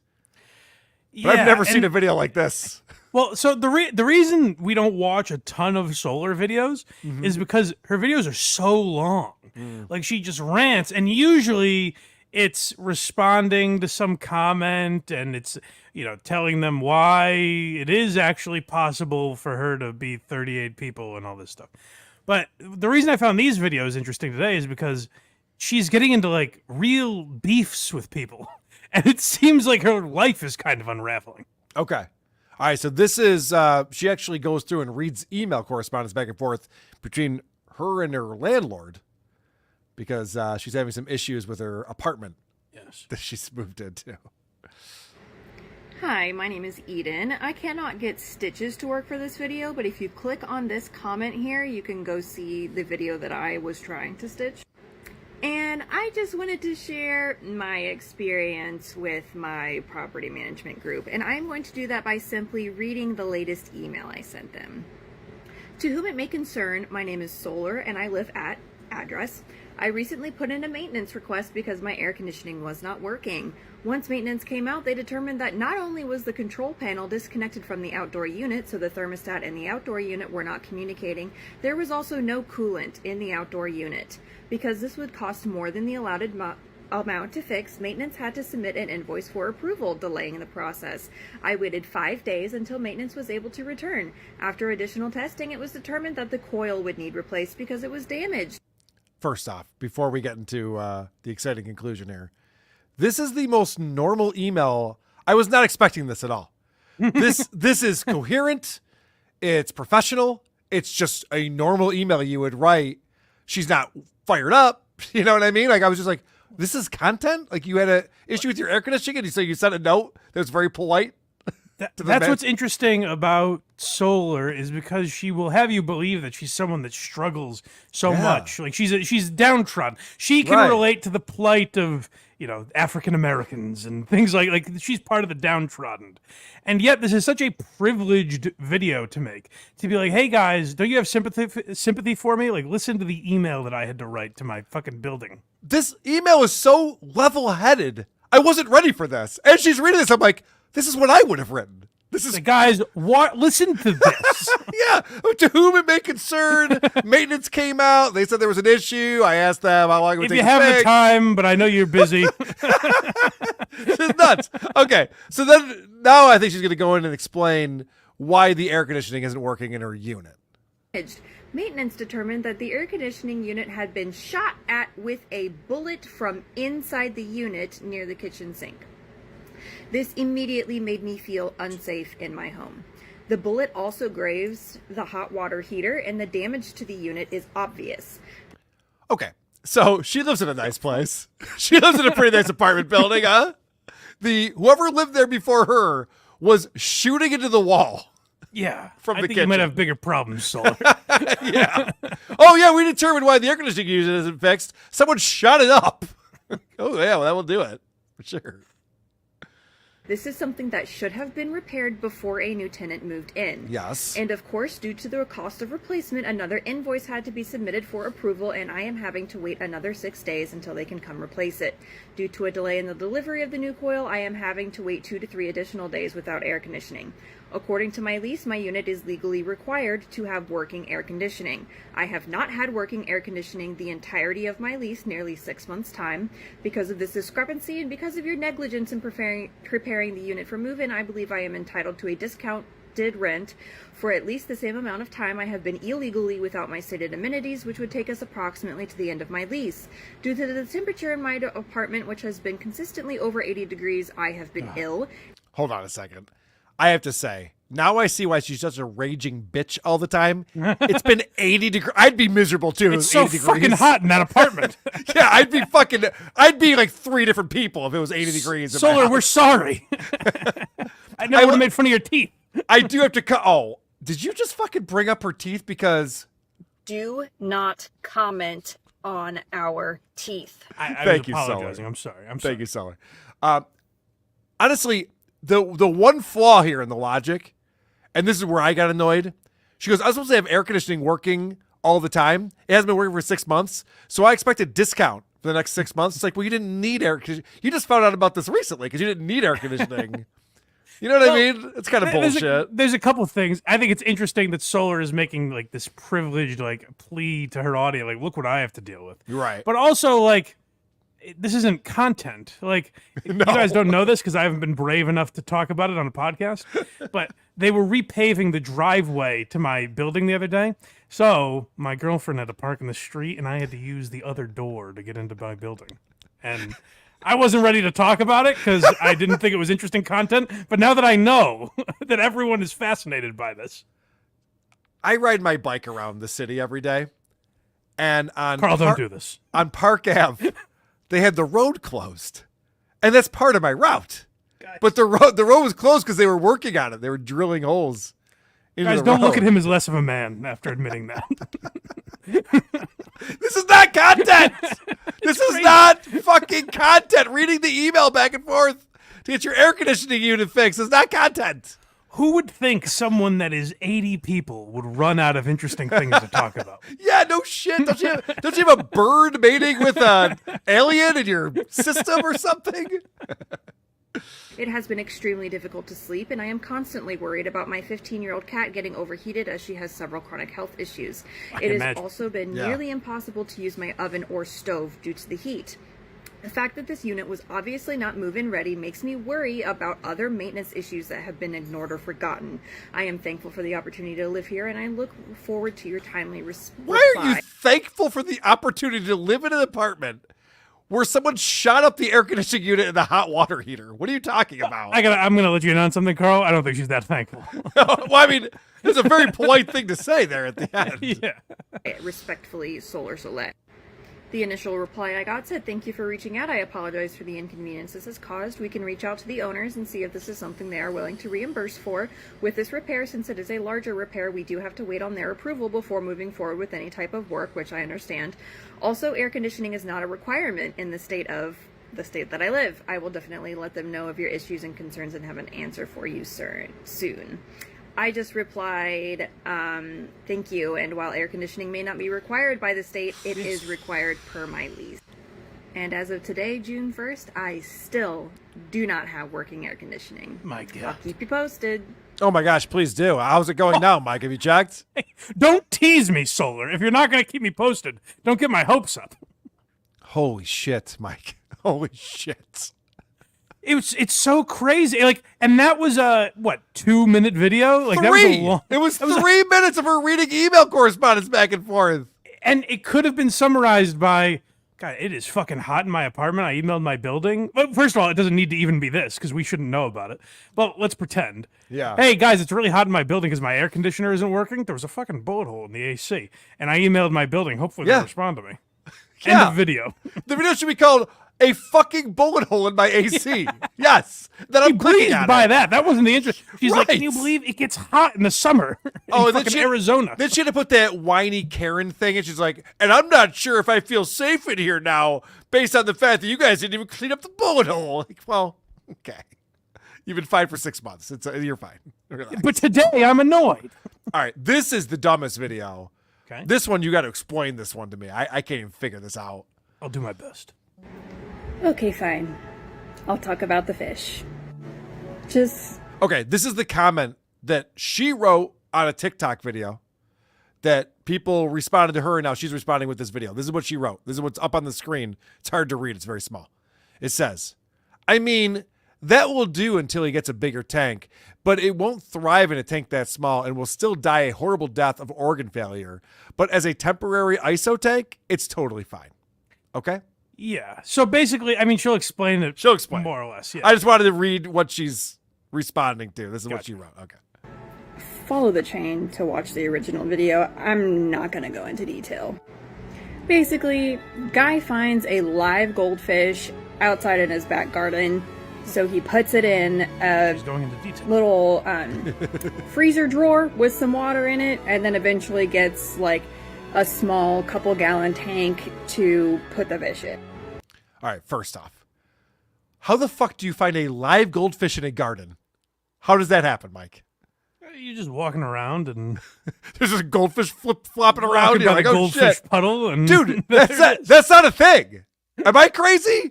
As soon as she said that, I'm like, what? Where did this goldfish come from? It's bizarre. I'm sure it was a fake video, by the way, where it's just a guy being like, "Hey, I saved a goldfish," and Solar found a way to be mad at that. Okay, good. It's got to be fake. All right, good. I'm glad we're on the same page. That was an emergency situation. That's fine. That's an emergency. A goldfish in your garden that might die. 911.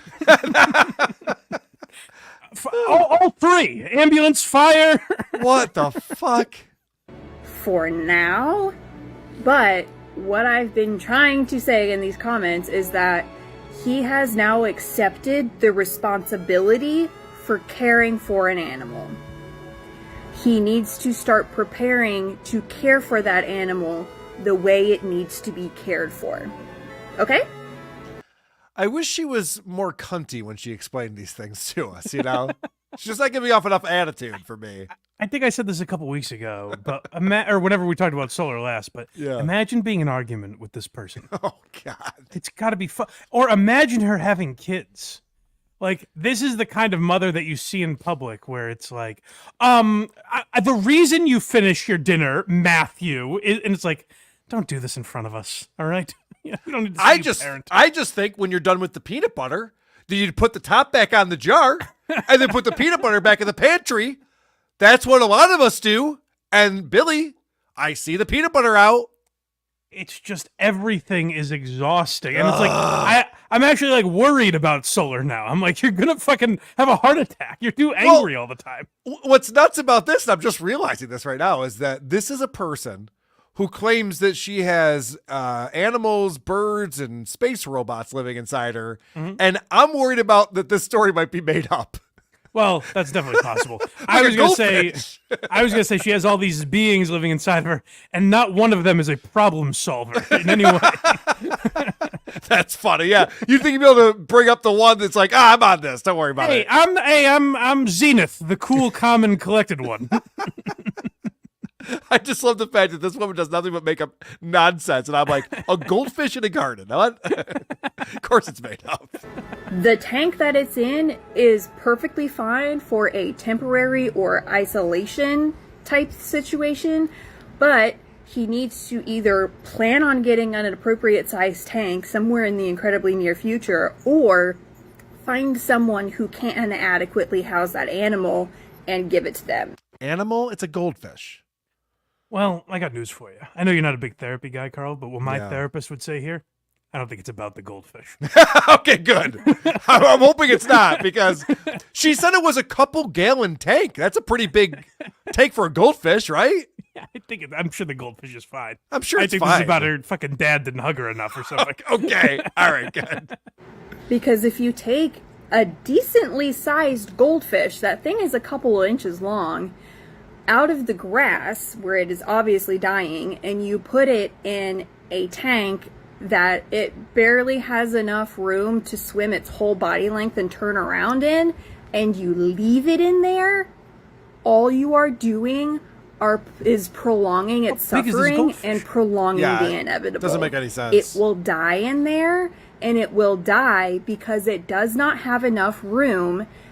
Goldfish release hormones into the water that stunt the growth of other fish. If that's the only fish in there, those hormones are going to stunt its growth, and most fish who are in inadequate housing die of organ failure. Housing. So yeah. for the temporary Inadequate housing. I'm like, okay, she's got to be fucking with us at this point, right? I mean, kudos to him for Listen, shut up for a second. Sorry, saving an unhoused goldfish. But Right. At what cost? situation, it's fine, but he accepted the responsibility of caring for an animal. Now he has the responsibility of doing it correctly. That's all I'm trying to say. I'm in no way saying that what he's done so far is wrong in any capacity. I'm just But really he has angry more about it. work to do to responsibly care for this animal he accepted the responsibility of caring for. Don't you have an email to proofread or something? Don't you have better things to do than to worry about this goldfish? She's a Karen with no actual complaints. Right. Hey, Solar, good news. Goldfish don't have feelings like you and me. Goldfish don't know what's going on. It's fine. She's in a constant state of let me talk to your manager, but isn't Yes. interacting with anyone. Right. So it's just TikTok that faces the brunt of it. Oh, yeah, and she's getting up into other people's business on this video. Hey y'all, you ready for some tea? The tea is that Stuff with Bits made a video about us claiming that our petition is being used to harass and attack people. That's her channel, by the way. That she's Stuff with watching. Bits, yes. Yeah, she's watching another TikToker call her out. The tea is that they have no proof any harassment has ever happened because it didn't. This you? Cool. Just wanted to make sure we're all on the same page here. Oh, damn. Hold I on a thought this- second. I'm sorry. I thought I found the one video she wasn't cunty in. Mike, I apologize. TikTokers are fighting now. Like, I can't keep up with podcaster drama and YouTuber drama. Now you got TikToker drama. I can't. It's too much. This is why, like, I'm not very well versed in the Israel-Palestine beef, but we talked about Ari Shaffir heard and of Howie it. Mandel on my Yeah, show. yeah, that was funny. And this is why I was like, Ari's making the perfect point. Get off your fucking computers, everyone. 'Cause Right. None of this is happening to you. Correct. I've talked to family members who sit and watch cable news way too much. And I've had conversations with them where I say, I've been traveling a lot lately, and everything you're talking about is not what's going on. Right. Everyone's getting along. The U.S. is doing fine. Everyone's happy. Anecdotally, it's happening. Like, I'm sure it's happening to individuals, but like, you're not just walking down the street and all this horrible shit is happening. We had riots here in Rochester. George Floyd, 2020, I guess that was. Oh, yeah. And, for some reason, I've never seen this before, but bricks were laying all over the place. And then bricks ended up in windows and stuff. And it wasn't far from my home. I just decided not to, go down there. Right. So I was fine. My house. Privilege. But before we go any further, I specifically did not name you in that video. You called yourself out. Can you say that again, but with more attitude, please? We're not capturing the attitude. Also, I mean, I don't know who's right in this situation, but you clearly talked about him in a way that everyone knew who you were talking about, and it got back to this guy. Right, obviously. I came to the conclusion that your petition would be used to harass based on your words and your actions and other content you have put out. You led me to believe that. And also, we talked about this before. I hate the word content now. This is not content. The content that you're putting out, why? Because someone tossed it in their phone and put it on TikTok? That's not content. No, reading emails is content. Stick with that. This is not content. Can we stop watching this? I don't even know what she's talking about. Okay. I just you get the gist of it. Yeah. But basically, that's all I wanted to show today is that Solar she's snapping. She used to be a fun gal that was a little wacky, She's like, hey, I'm Ooga Booga, and I'm a bird, and I'm 1,000,000 years old. And my pronouns are what the fuck, and we're like, hey, she's silly. That's Solar, our girl. Right. And now she's just a perpetual Karen, just always in cunt mode. Yeah. It's like, get over it. Who cares? No one cares. It's not real life. All right. Speaking of people who are silly, Pauly Shore put a post out recently, and Cranberry Electric in our Discord posted this. And I thought you might find this interesting. Okay. Mike. Now, it starts off uninteresting because Pauly Shore is making himself a sandwich.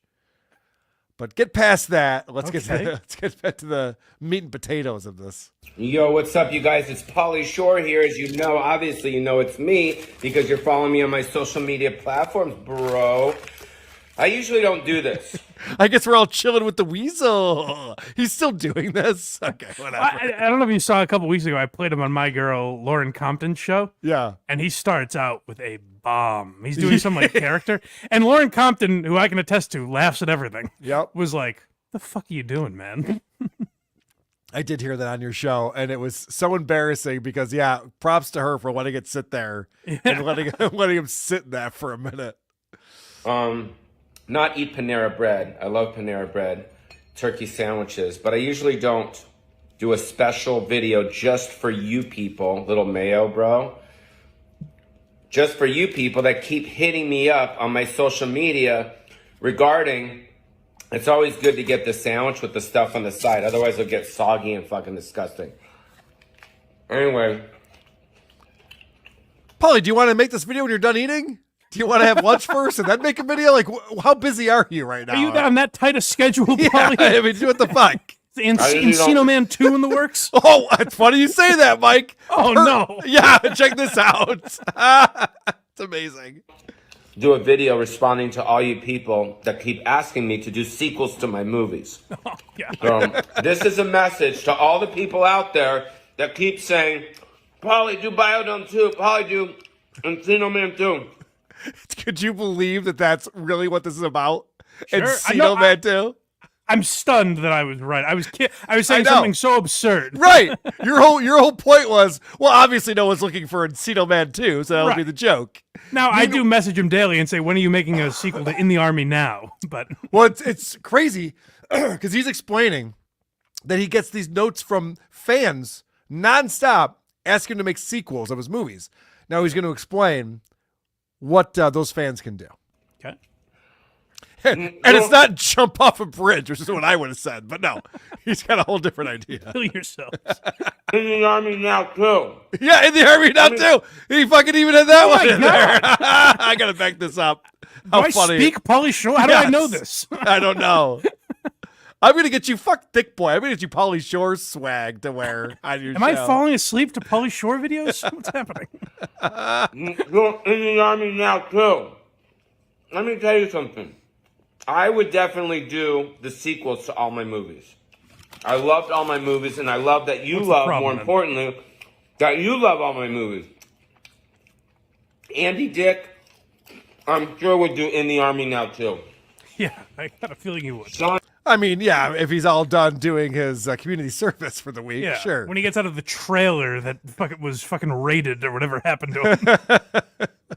Sean Astin, Brendan Fraser, I'm sure would do Encino Man 2. Stephen Baldwin texts me every day going, let's do Biodome 2. I call bullshit on that one. What a... every day. Oh, this is probably Stephen Baldwin. Yep, it's Stephen Baldwin again. Hey, not sure if you got my last 87 messages, but I'm looking to do Encino Man 2 with you. What's going on? Every day he texted that. Okay. Well, what's the holdup? We would do these movies for you. What's up with this? This doesn't work for me. What is that? Anyway. Finish the fucking sandwich, Pauly. But the issue is we, the actors, don't own the movies. The studios, Disney Plus, MGM, and now I think Amazon own Biodome. So my suggestion is, if you guys want us, the actors, to do the sequels to these movies, then just tweet at Disney Plus, tweet at MGM. And if there's a much demand for these films, sorry I'm yelling, I'm just trying to hammer this home, they'll simply call my agent or my manager up and be like, yo, Pauly, they just greenlit Biodome 2. You down? I'm like, fuck yeah, let's go. So first off, Pauly is now just making mukbang videos, apparently. That's what this is.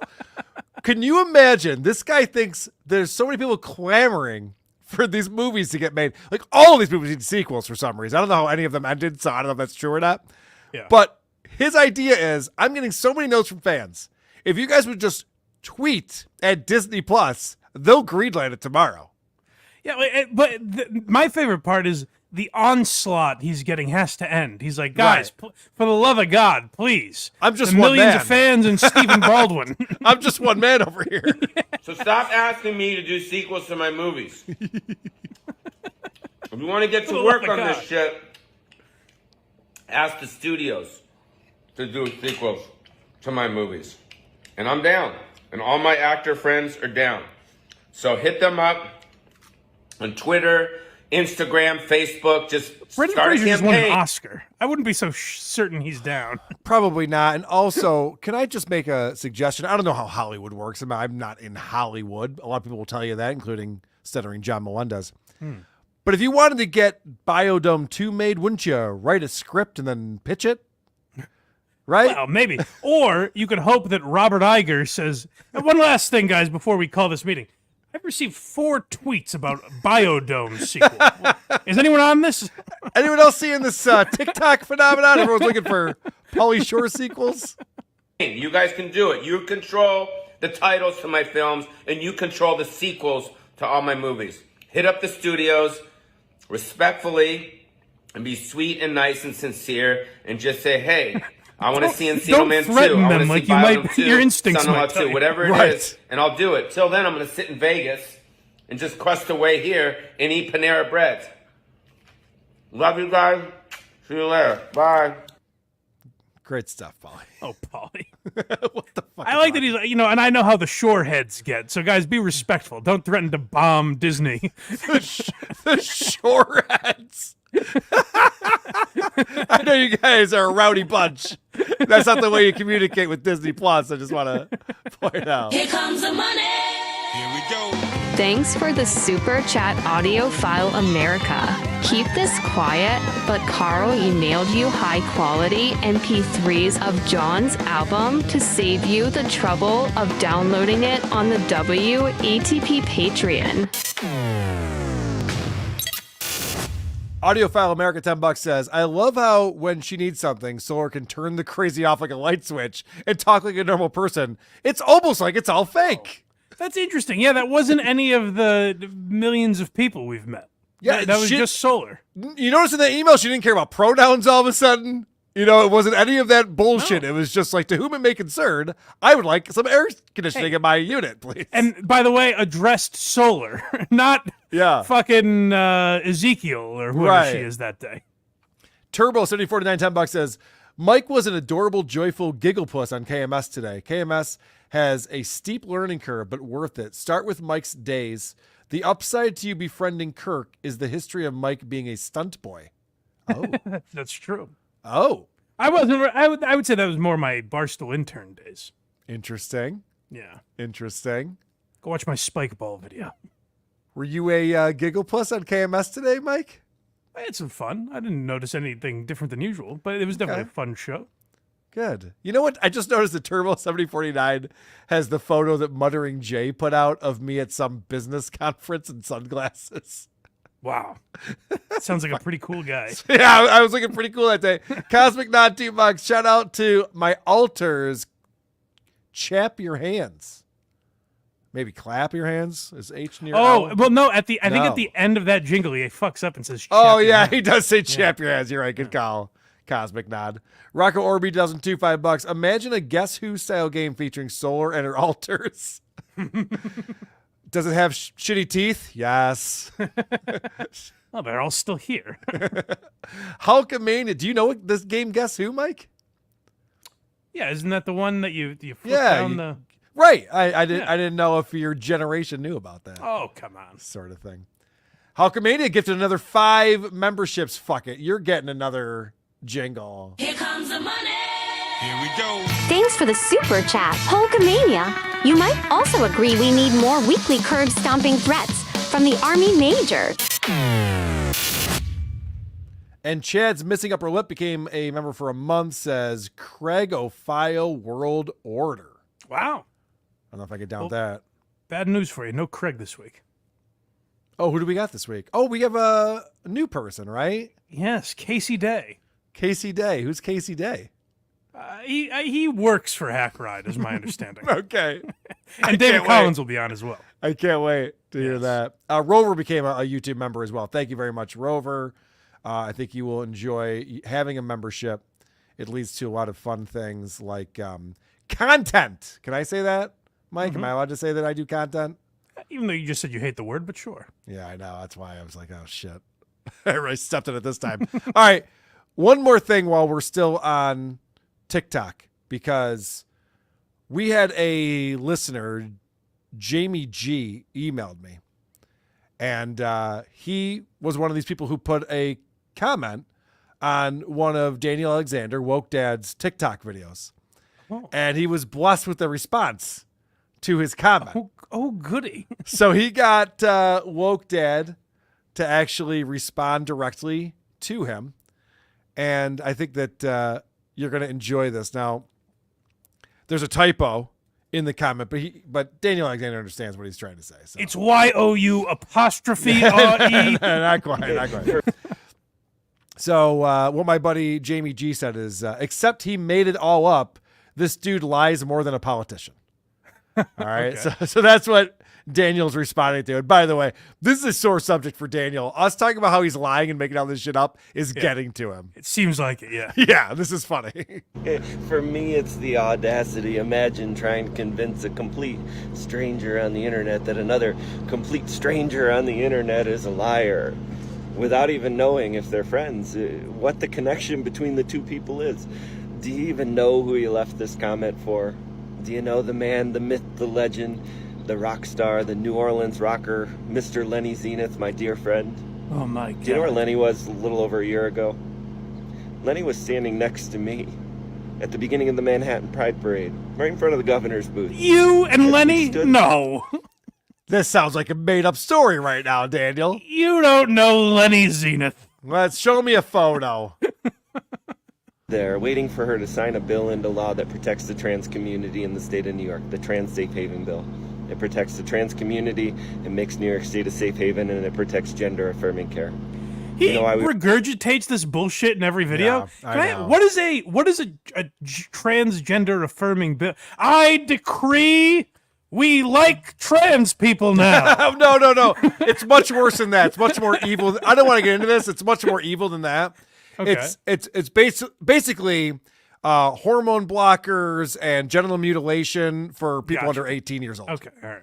Which, and I'm sure Craig has told you this before, is been considered like a very evil thing to do for all of human history until the last 6 years, and now it's like the greatest thing ever. Sure, yeah. So I don't understand. I don't understand. But that's what Daniel Alexander is so excited about. Gotcha.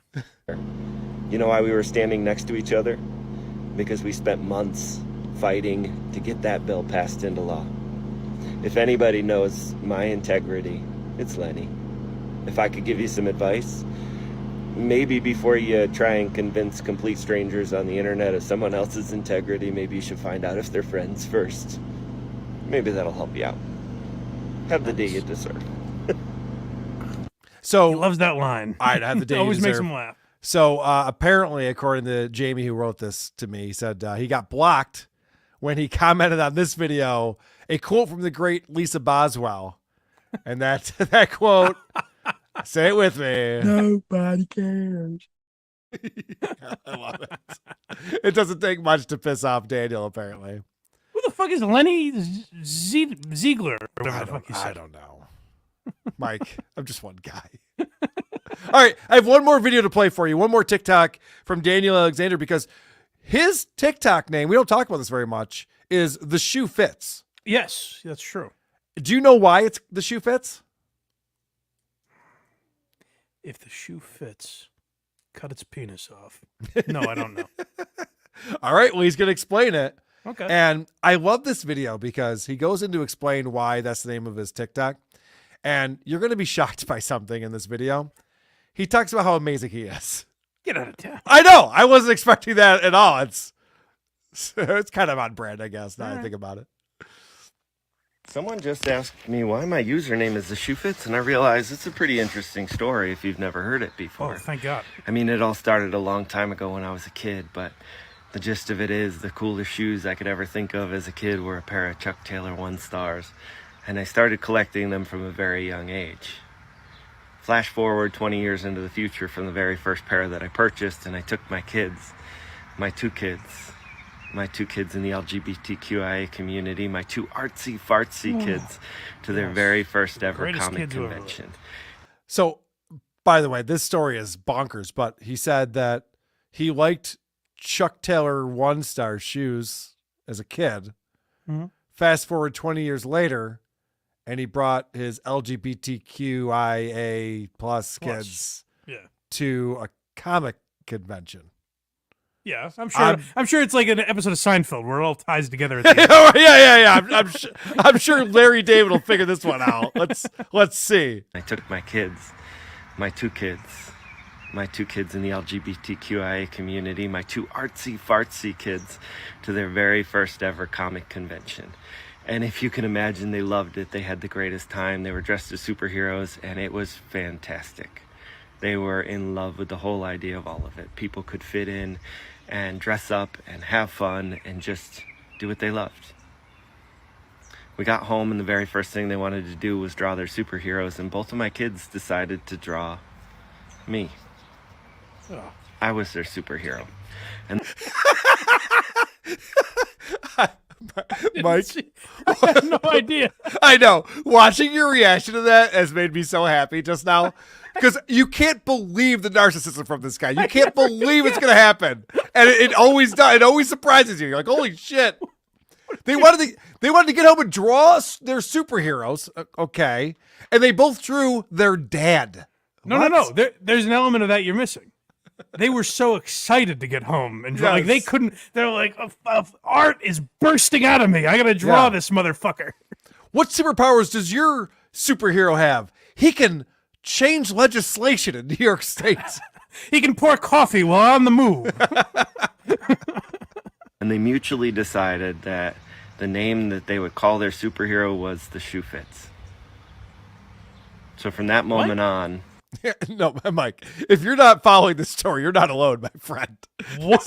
What? All right. Kids are, oh, you know what? All right. His kids are special.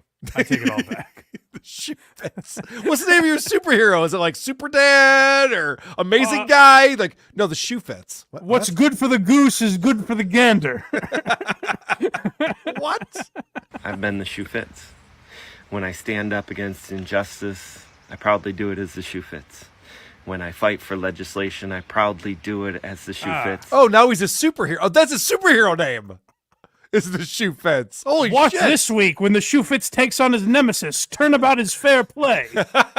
Well, wait until he meets young Clippa Riley going after Eric July with his cape on. Let's see if the shoe fits. When I create safe spaces for kids in traditionally marginalized communities like this art studio that I'm building right here.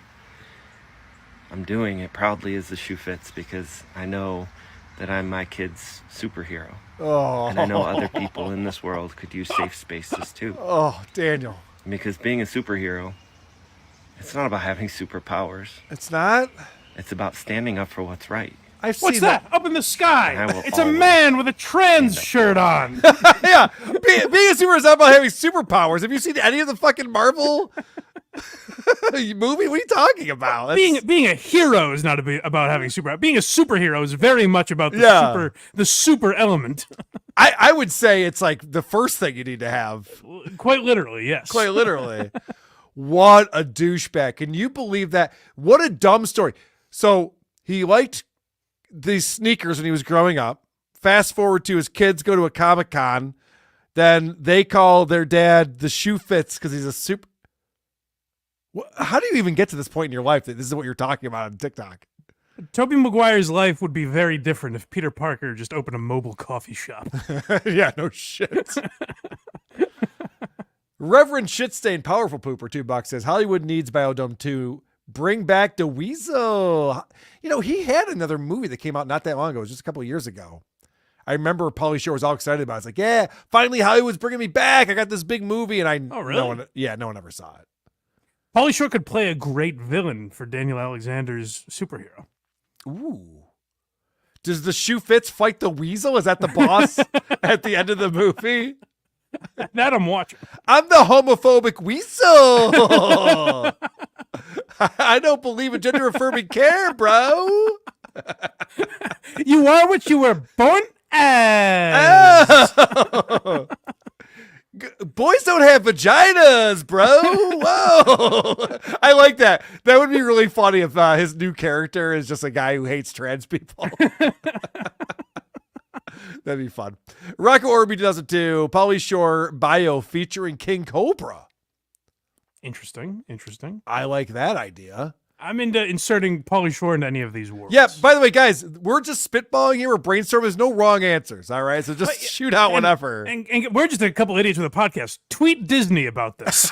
Damn, let Disney Plus know that King Cobra and Pauly Shore need to team up in a movie. This is insane. Joseph Samini, $5 says, I'm predicting it now. John's not taking the cats with him. He's going to abandon them like he did his family. And that'd be the best thing for those cats. I've heard you guys and a couple other people mention it, but it's not getting enough attention. The cats are the real victims in all this. Yes. They didn't do anything to anyone. I'm on a thread with Melton and Rocco and Moody. And, today I was watching John's show a little bit, and he was saying, tomorrow I'm going to be in Vegas, and I'm going to fight Patrick Melton. So I was giving Melton a heads up on that because on Melton's show today, Melton said, John, you're allowed to come to my house. You can step foot on my property. I'm inviting you to come over here. So then they were predicting how long until his car breaks down. How far is he going to get? Because he's talking about this drive to New York City. John has said he's going to make a stop in Portland to beat up Quadfather, or he's not in Portland, but Oregon. Yeah, I've heard that. And then he's going to go through Vegas, obviously, to beat up Melton. Then Colorado Springs for Rocco. Like none of these. I don't know if he owns a Globe or not. Like none of these things are on the way. Illinois, Michigan. Yeah, right. It's all over the place. Yeah. But anyway, in this thread, they're talking about how he's going to beat everyone up, and Rocco was talking about how he wants to control, the digital signage when you enter Colorado. that makes fun of his kids. And so Moody was trying to figure out how to hack the system there. Anyway, my whole thing was what we should be gambling on, placing our bets on is how long do the cats last? I don't think they make it a day. Will we ever know if the cats die on his wall? Yeah, you know what? He probably will tell everyone. He probably and just will. make up some excuse. It's Vegas's fault. My cats are dead. You know what would be the best case scenario? And I'd say this as a cat lover, so don't get mad at me. But John's cats have suffered enough, all right? So this is my point. Yeah, I understand. The best case scenario is if you ever see the original vacation movie, National Lampoons, where they tie the dog up to the bumper. Yeah. And then they forget. They tie the dog up to the bumper. Yeah. If these cats, there's just 2 leashes dragging off this car somewhere in Utah. It's much better than being in the car, is what you're saying. Yes. Better than being with John in the car. Just open the front door and let the cats out. Why put them through this? It's so crazy. Or just leave them in the apartment. Maybe this apartment comes with cats. Yeah. It's a perk. Yeah. Audiophile America $5 says someone needs to do a mashup where Daniel Alexander finds a goldfish in his garden and gets attacked online by this awful transphobic DID system. That would be something else. That's a good villain too, Solar. Yes, agreed. Ninja Emus, $20. Thank you very much, Ninja. It says woke dad superhero name is Super Douche. That's funny. All right, Mike, I have some voicemails for us. Let's crank through these and we'll call it a day over here. Hey, who are these socials? Mike has recently referred to me as his podcast hitman. I was just wondering, Karl, if you have any advice how to avoid the pitfalls that your podcast hitman got caught up in. Also, second question, this is for both of you guys. What do you think they said at the first rodeo? I get it. So let me address the podcast hitman thing. Yeah. So if people don't know, there was a follower of WTP years ago named as Podcast Hitman on social media. And he ended up murdering his girlfriend and leaving her in his basement for 7 months until the police found her. Yeah, that was my friend Box Eating Dad. I think I had more a cuter angle in mind when I said that about him. Oh, but can I give him some real advice though to Box Eating Dad? I'll help him out with this. Yeah, if you want to avoid the pitfalls that happened to Hitman or Podcast Hitman, never date a woman, never move in with a woman, never spend a lot of time with the same woman. They will drive you to murder. That's interesting. That's an interesting spin on that. I mean, I like that. You know what? A lot of people have said that you turned on Aaron. I like that I'm hearing you defend your guys. Listen, I've been known to victim blame from time to time on the creep off. I'm not above victim blaming. I'm guessing she had it coming. Sure. Yeah. All we right. don't know his side of the story. The first rodeo. Hey, Blind Mike. I hear you don't like Lisa Boswell impression. I didn't say that. What do you think about that? I like cheese. Yeah, I like cheese. I'd like to nip this in the bud. I have no problem with the impression. 22-year-old. Hold on. We got more to this. All right. You got to understand that Lisa talks very slowly, so you got sorry. to let it breathe a little bit. Okay, well, I'm going to go steal my 22-year-old neighbor's panties and jerk off.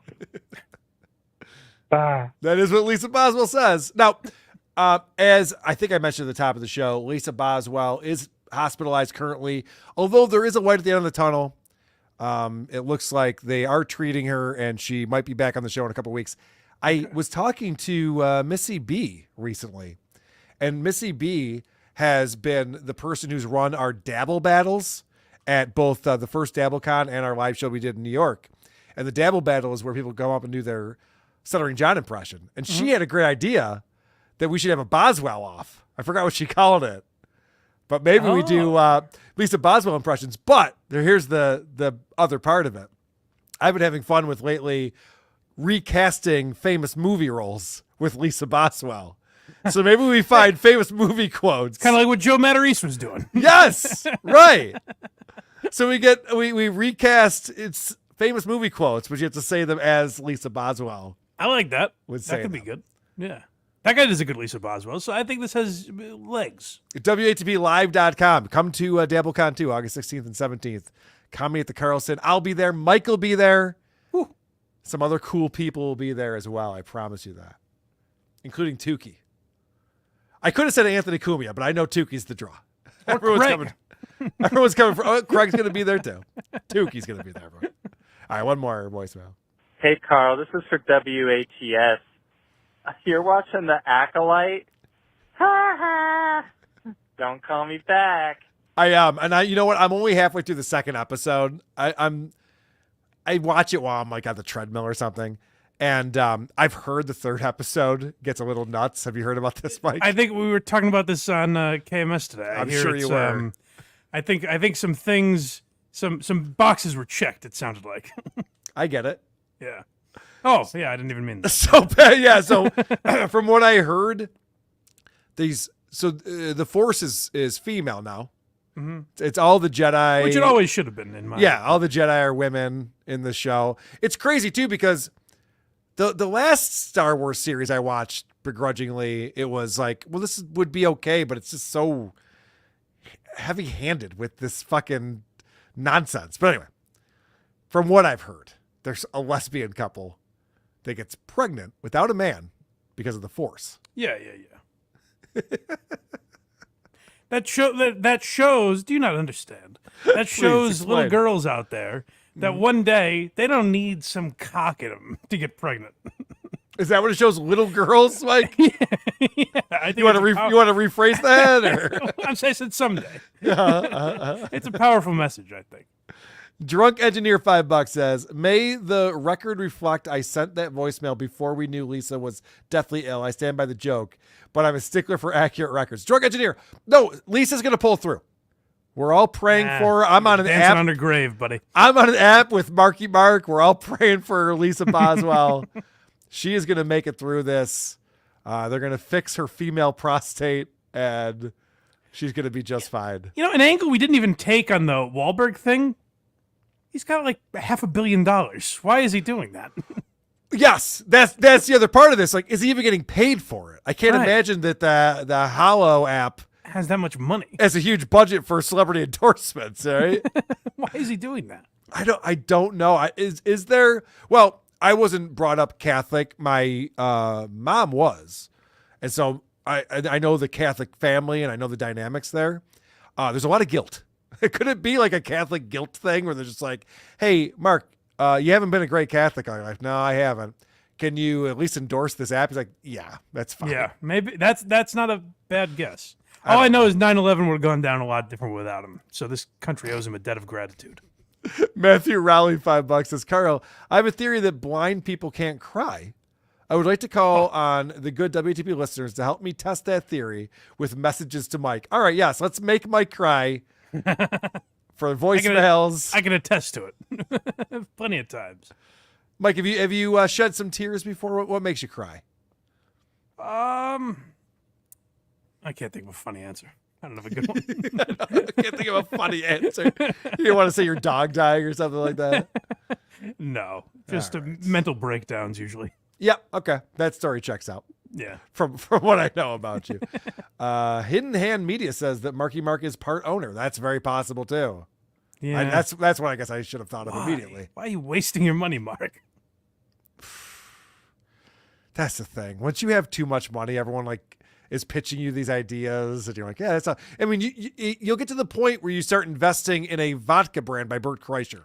That's how crazy things get when you have a lot of money. People want vodka. And, like, that's Bert's whole thing, at least. Like, I get that. But if you're Mark Wahlberg, like, the problem is Mark Wahlberg probably thinks he's a hell of a lot smarter than he is. So he's like, if people are going to follow me into religion, and it's just not going to happen. You know where people should follow is Blind Mike. Is blindmike.net back up yet? Just, Google Blind Mike Project. You'll find it. Did you let the URL expire or something? What happened? So it's around this time that we originally bought it. So it's just like every year we have to renew. Yeah. And I guess Google Domains switched to, they have a partnership with Squarespace. So they had to change everything, which doesn't make any sense because I just have a link tree. So we keep getting basically messages that like 72 hours, everything will be fine. Yeah. Well said, Krusty. All right, so don't worry about blindmike.net, but you can find all of Blind Mike's shows if you know how to use Google, which is a search engine the kids are using. Or if you're on YouTube right now, just search Blind Mike Project and subscribe to my channel because we'll be live on Sunday and we post a bunch of other videos. And Why You Laughing is strictly for members for the next few weeks. We just put up a bonus episode, Patrice O'Neal versus Danny Ross from Opie and Anthony. Nice. So check that out. And we're going to have one, I think the next bonus episode next week will be, do you remember when Big J. Okerson and the Legion of Skanks played Matt and Shane in basketball? Yes. And Big J. Okerson like almost quit the business the next day. Like, yes. It was the wildest breakdown, and I don't know if we really got into it at the time. Maybe we did lightly, so I want to go back and re-examine that. Awesome. That issue. Awesome. Well, yeah, so Blind Mike Project is Sundays at 10 a.m., and you're live again this week. We're live. We haven't been live in a while, so, feel free to hit us up live and join the chat and everything. Yes, that's always something I enjoy doing on Sunday mornings, although this is Father's Day coming up. So who cares? Can't be there for the whole show, but I'll be joining you as long as I. Who cares? Send Grant in your place. He'll be there. He'll be there. Don't worry about that. Oh, John was talking about my family today. He goes, and who's in Karl's family? That guy Grant who likes Mountain Dew. It's like, John, you know everyone is in my family. You've that's a studied nice this. Yeah, I know. I'm like, you've studied this, John. You know everyone. FKA mommy saying good night all. Good night, FKA mommy. Sweet dreams. See you, DabbleCon. Whoarethees.com is where you want to go for all things Who Are These Podcasts. And, of course, you can support us on Patreon. Patreon.com/Who Are These Podcasts. You get 2 bonus episodes every single month. And you also help a good cause. Think of it as a charitable donation that you can't write off on your taxes. Is that my new pitch for this? I don't know. I just came up with that. It might be illegal. It's probably illegal what I just said. John's going to be like, oh, you done fucked up this time, Lady K. That's the crazy, like... Here was my mistake that I made last October or whatever it was, where I was like John just repeats himself every day. So eventually we'll all just be sick of talking about him. Yep. But I didn't realize it's fascinating to watch a man continuously make the same mistakes. And that's where I fucked up. Yeah. And you weren't wrong. Because anyone else, everyone would just gone, all right, we've seen this once, a rerun. Right, yeah, I thought for sure, we'll be tired. Especially by now. I was like, by fucking July, we'll all be tired of this guy. Only John could do it. Because, yeah, I was all ready to, I know we're doing the Magic Bag in Detroit, Ferndale, Michigan, more specifically on October 25th. And I'm ready to declare that show Steel-Tober. Because I mean, Steel Toe just seems to be like wanting to be the new Stuttering John so badly with the shit that he's been putting out lately. But then John came up and said, "Oh no, hold my beer, Steel Toe. I'm gonna go after Dr. Steve like an idiot." I like the two of them fighting for your attention. Yeah, right. It's hilarious. The internet literally talks to me, Mike. I might be a schizophrenic. It's very possible. Again, quick programming note: tomorrow on this very channel, Friday the 14th of June, 2 p.m. Eastern. Tune in for Christian Blattcast, episode 600. Dennis Miller and John Lovitz talking about the Saturday Night Live in general, but also the season they came on in 1985. That was a horrific disaster that everyone thought the show was even worse than it is now somehow. This is why I'm at where I'm at in my career. I do a history of comedy show, and I just have Christian Blatt on like an idiot. Yeah. Trying to get Dennis Miller on. You should call up Christian and be like, hey, I'm doing a new episode. Oh, that's great. When come on, no. What's Dennis's number? Yeah. Yeah. All right. Thank you very much, Mike. Always a good time chatting with you, buddy. Thank you, buddy. Anyway, social media, I'll catch you later, man. Who are these socials? That's what this audience wants to hear. They're like, whoa. Who are these socials? I'm the one who should apologize. God damn it. Hold on. Stop everything. We got a big super chat that just came in, a $25 super chat. Yay, super chats. That Sean guy coming in at the buzzer, as they say. I'm deducting this on my taxes as a charitable donation to help the blind and cripples. Well, thank you. Thank you for being so brave and putting yourself out in the world as the broken people you are. Thank you, that Sean guy. Put him on the list. Finally, yes, you are on the list. Finally, someone recognizing what we're doing. I have chicken legs, for Christ's sake, and here I am on the internet every day for the world to laugh at. It's tough. Just for me to get into this room is a struggle for me. Right. It's embarrassing, and I'll have full footage out. I have Mike's girlfriend filming him, and we're going to put together a blooper reel that's going to be on our Patreon. If only she had the savvy to be doing that. I know. I have no idea. I think of that sooner. All right. Get the fuck. Anyway, social media, I'll catch you later, man. Who are these socials? That's what this audience wants to hear. Like, whoa! Who are these socials? I'm the one who should apologize. Folks, what you are about to see is real. With Karl. Okay, we got it. And Blind Mike. Who could have thought of that?